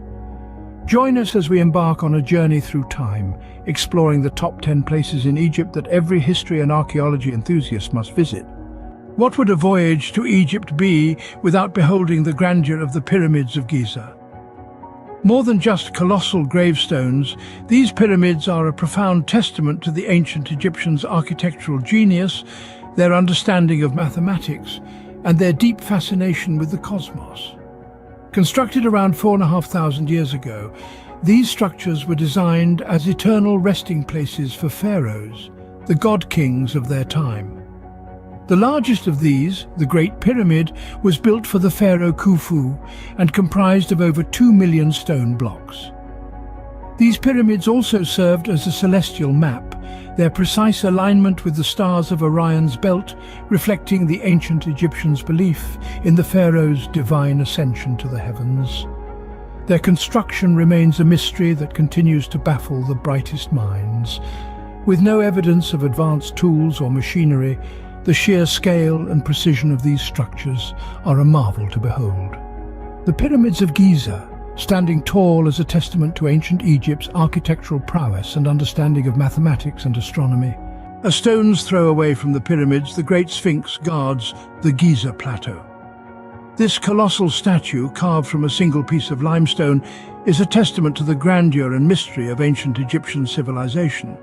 The Sphinx, with the body of a lion and the head of a human, stretches over 200 feet in length and stands over 60 feet high. Its origins are shrouded in mystery, sparking debates amongst historians and archaeologists. Some believe it was built by the pharaoh Khafra around 2500 BC, while others suggest it may be far older. Its purpose, too, is a subject of speculation. Was it a celestial marker, a guardian of the sacred Giza Plateau, or a monument to a god? The Sphinx has weathered time and the elements, its features eroded, yet its imposing presence remains. The Sphinx, an enduring enigma, continues to captivate archaeologists and history buffs alike. Now we journey to the Valley of the Kings, the final resting place of Egypt's pharaohs. Tucked away in the heart of the Theban hills, this valley is a sacred cradle of history, a place where the sun sets on the glorious reigns of pharaohs. It was here, in this royal burial ground, that archaeologists unmasked the secrets of ancient Egyptian civilization. The discovery of the valley was a monumental leap for archaeology, a portal into the past that revealed the regal splendor of the New Kingdom era. Within the valley's depths lay a labyrinth of tombs, each a sanctuary for the royal dead. Among them, the tomb of Tutankhamun, the boy king, stands out. Unearthed intact, it unveiled a treasure trove of artifacts, casting light on the life and death of the young pharaoh. The Valley of the Kings, a silent witness to the opulence and power of the pharaohs. Next we explore the Temple of Karnak, a vast complex of sanctuaries and pylons. This awe-inspiring site was built over 2,000 years, with each pharaoh adding their touch, creating an architectural timeline of ancient Egypt. The temple, dedicated to the Theban triad of Amun, Mut and Khonsu, was more than a place of worship. It was the heart of Egypt's religious life, a vibrant city of priests. The temple's construction reflects the grandeur of the pharaohs who sought to please the gods with their architectural prowess. Every stone, every statue, every obelisk stands as a testament to their devotion. The hypostyle hall, with its towering columns reaching towards the heavens, is a sight to behold, symbolizing the reeds of the primordial mound, where Amun, the king of gods, first appeared. The Temple of Karnak, a magnificent tribute to the gods of ancient Egypt, a place where the divine met the terrestrial, where the gods walked among mortals, and where history was etched in stone. As we journey further south, we are greeted by the colossal statues of Abu Simbel. Carved directly into the mountainside during the reign of Pharaoh Ramses II, this ancient temple is a testament to Egypt's architectural genius. For more than 3,000 years, these gigantic effigies have stood guard, their gazes eternally fixed upon the southern frontier. But the survival of Abu Simbel was threatened in the mid-20th century with the construction of the Aswan High Dam. The rising waters of the Nile threatened to submerge the temple forever. However, an international effort led by UNESCO saved the day. The entire temple complex was painstakingly dismantled and relocated to higher ground. This significant feat of engineering preserved Abu Simbel for future generations to marvel at and learn from. Abu Simbel, a symbol of ancient Egypt's power and grandeur that continues to astonish us to this day. Back in Cairo, the Egyptian Museum houses a treasure trove of artifacts. This grand edifice, brimming with the tales of a bygone era, is a veritable labyrinth of history. Each exhibit, each artifact, is a page from the expansive book of ancient Egypt, inviting us to read, to explore, to understand. Among the myriad of treasures, the museum's collection boasts the riches of Tutankhamun. These priceless artifacts, found in the young pharaoh's tomb, offer a glittering glimpse into the opulence of royal life. The golden death mask, the intricate jewelry, the ornate chariots, each piece tells a story of power, of wealth, of a civilization steeped in mystique. The museum's royal mummy room is another jewel in its crown.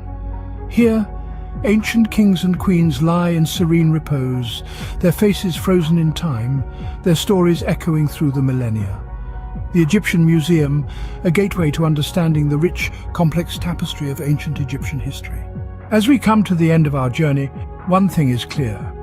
The allure of ancient Egypt is timeless.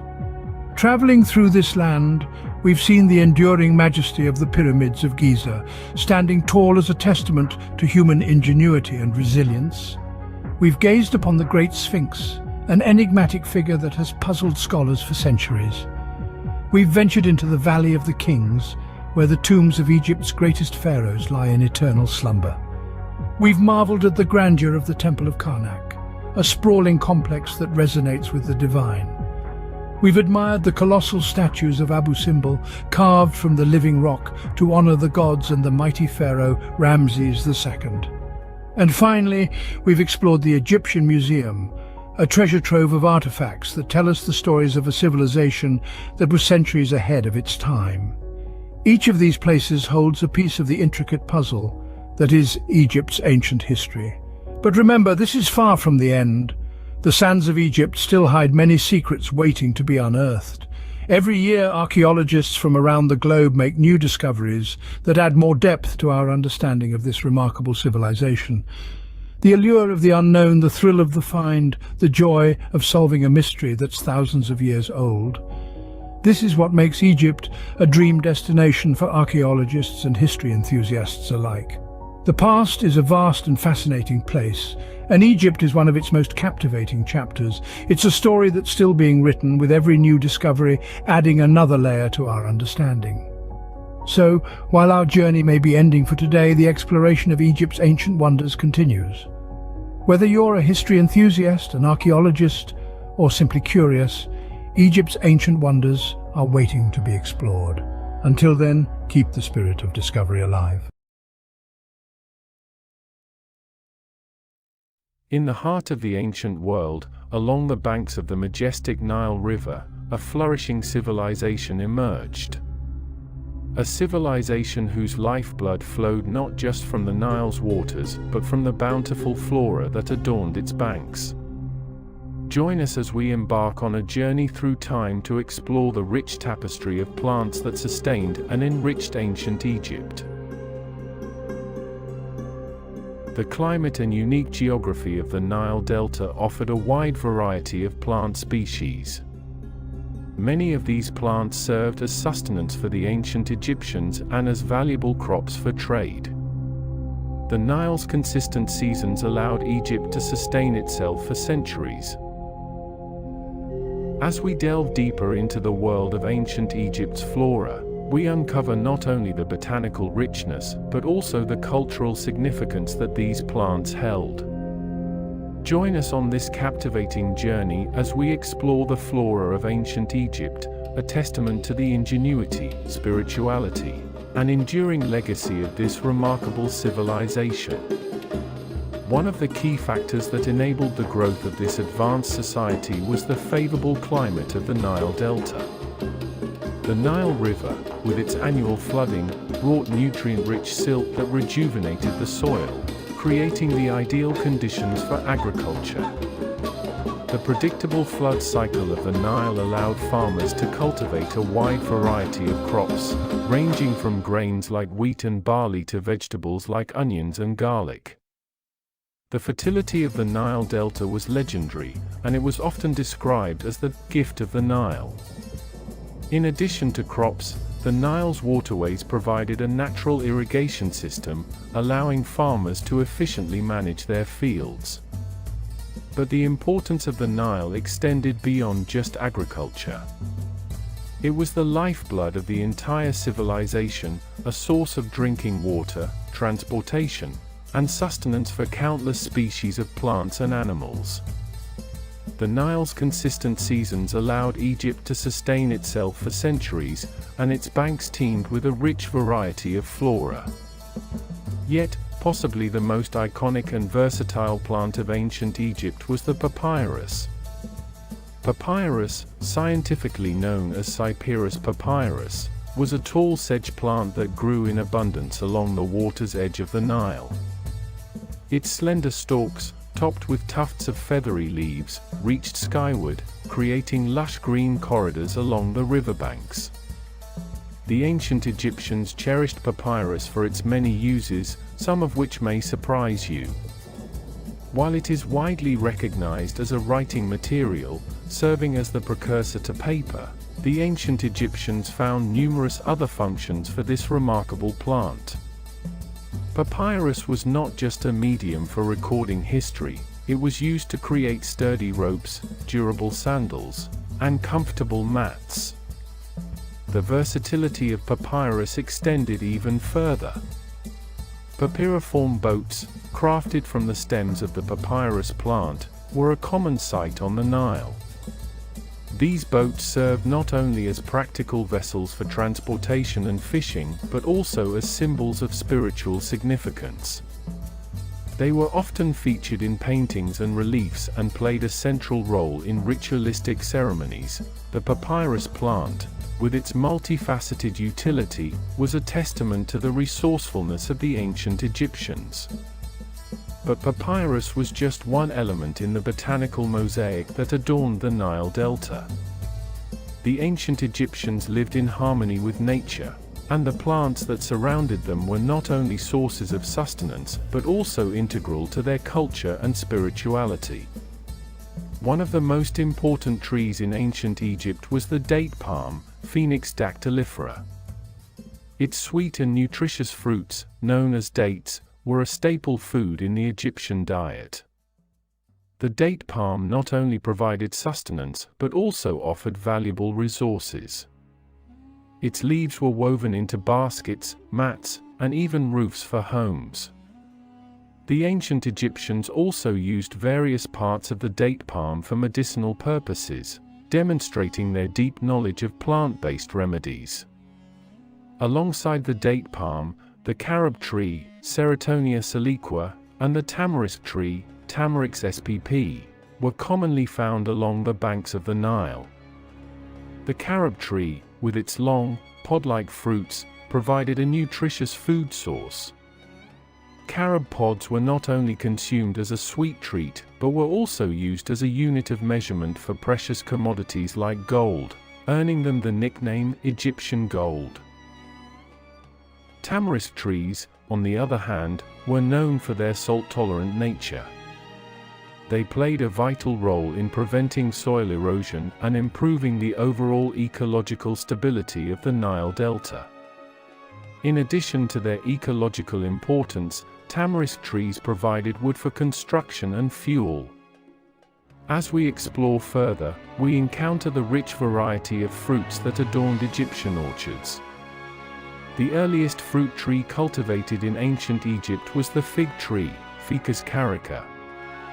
Its sweet, pear-shaped fruits were not only delicious but also symbolized fertility and abundance.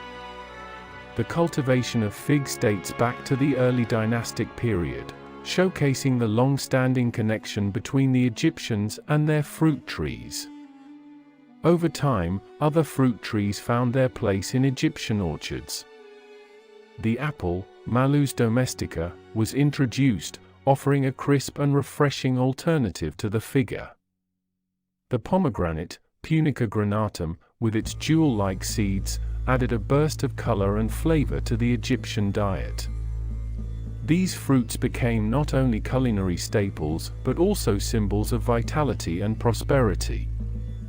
And during the era of the New Kingdom, the olive tree, Alia europea, was introduced to Egypt. The cultivation of olive trees marked a significant culinary and economic development. Olive oil, extracted from the fruit, became a valuable commodity, used not only for cooking but also for lighting lamps and as an essential ingredient in cosmetics. As the ancient Egyptians diversified their orchards, they embraced the flavors and benefits of these fruits. Yet, the botanical story of ancient Egypt is not limited to its orchards and cultivated plants. The lush vegetation along the banks of the Nile was a testament to the adaptability and resilience of the plant kingdom in the face of the river's annual inundation. But the flora of ancient Egypt was more than just a source of sustenance and construction materials. It was deeply intertwined with spirituality and mythology. The acacia tree, Acacia spp, held a special place in Egyptian culture and religion. It was associated with Horus, the falcon-headed god of kingship and the sky. The acacia's resilience in harsh desert conditions symbolized the divine protection and strength of Horus, the patron god of Egypt. The divinities Thoth and Seshat, often portrayed as scribes, were depicted inscribing the reign of the king into the trunk of a pasea tree, Pasea americana. This ritualistic act signified the recording and preservation of the king's legacy for eternity. The sycamore tree, Ficus sycamoris, was another species deeply connected to Egyptian spirituality.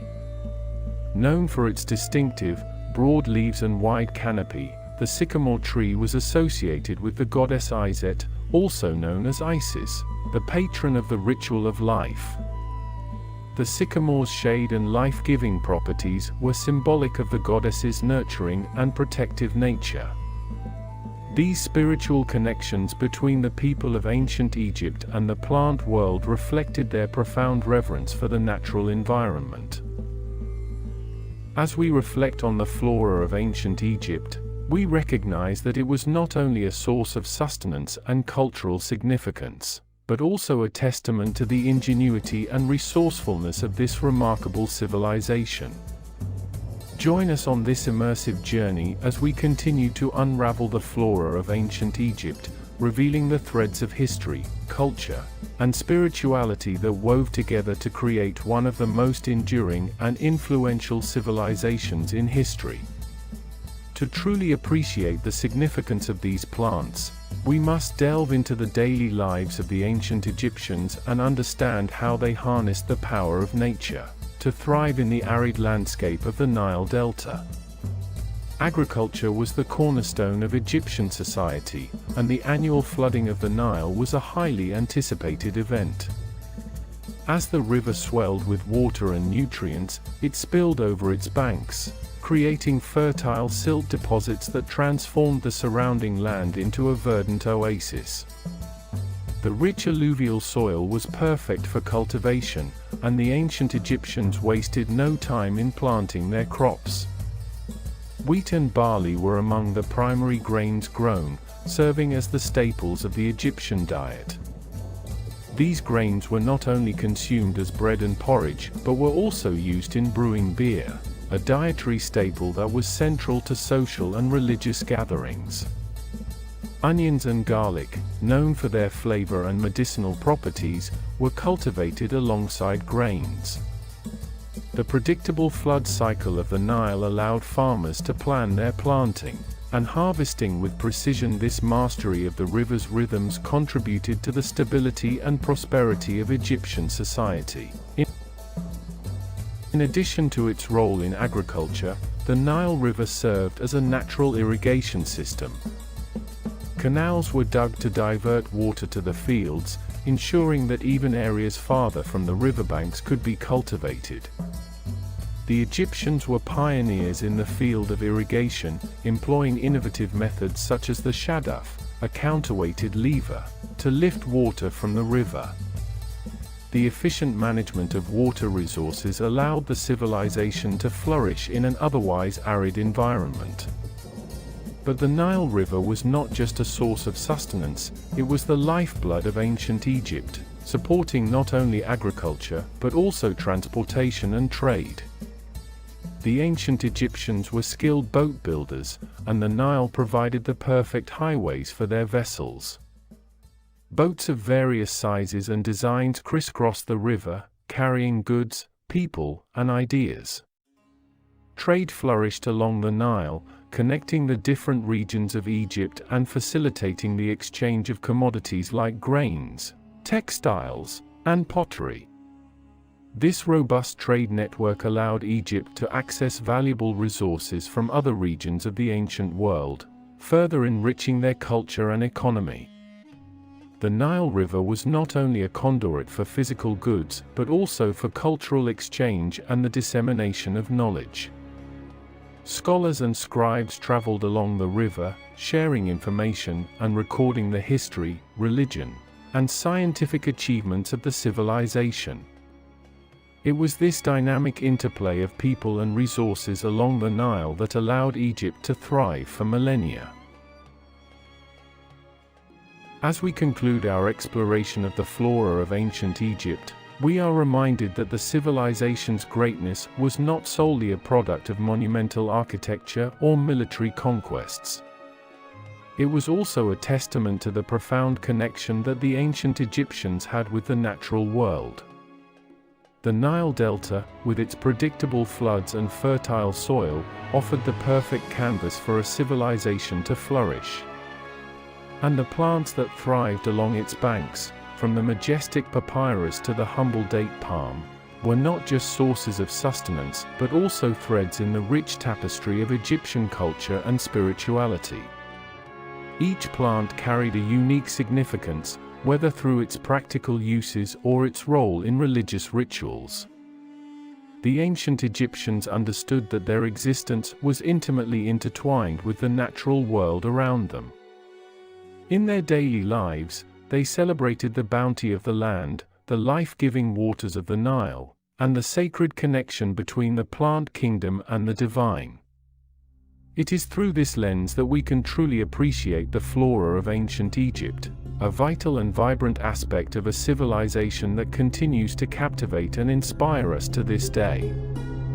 As we bid farewell to the captivating world of ancient Egypt, let us carry with us the profound lessons of harmony with nature and reverence for the gifts it bestows. The Nile Delta may have been the cradle of an ancient civilization, but it also serves as a timeless reminder of the enduring relationship between humanity and the natural world. The flora of ancient Egypt, a story of sustenance, spirituality, and a civilization that bloomed like the lotus in the Nile, will forever be etched in the annals of history.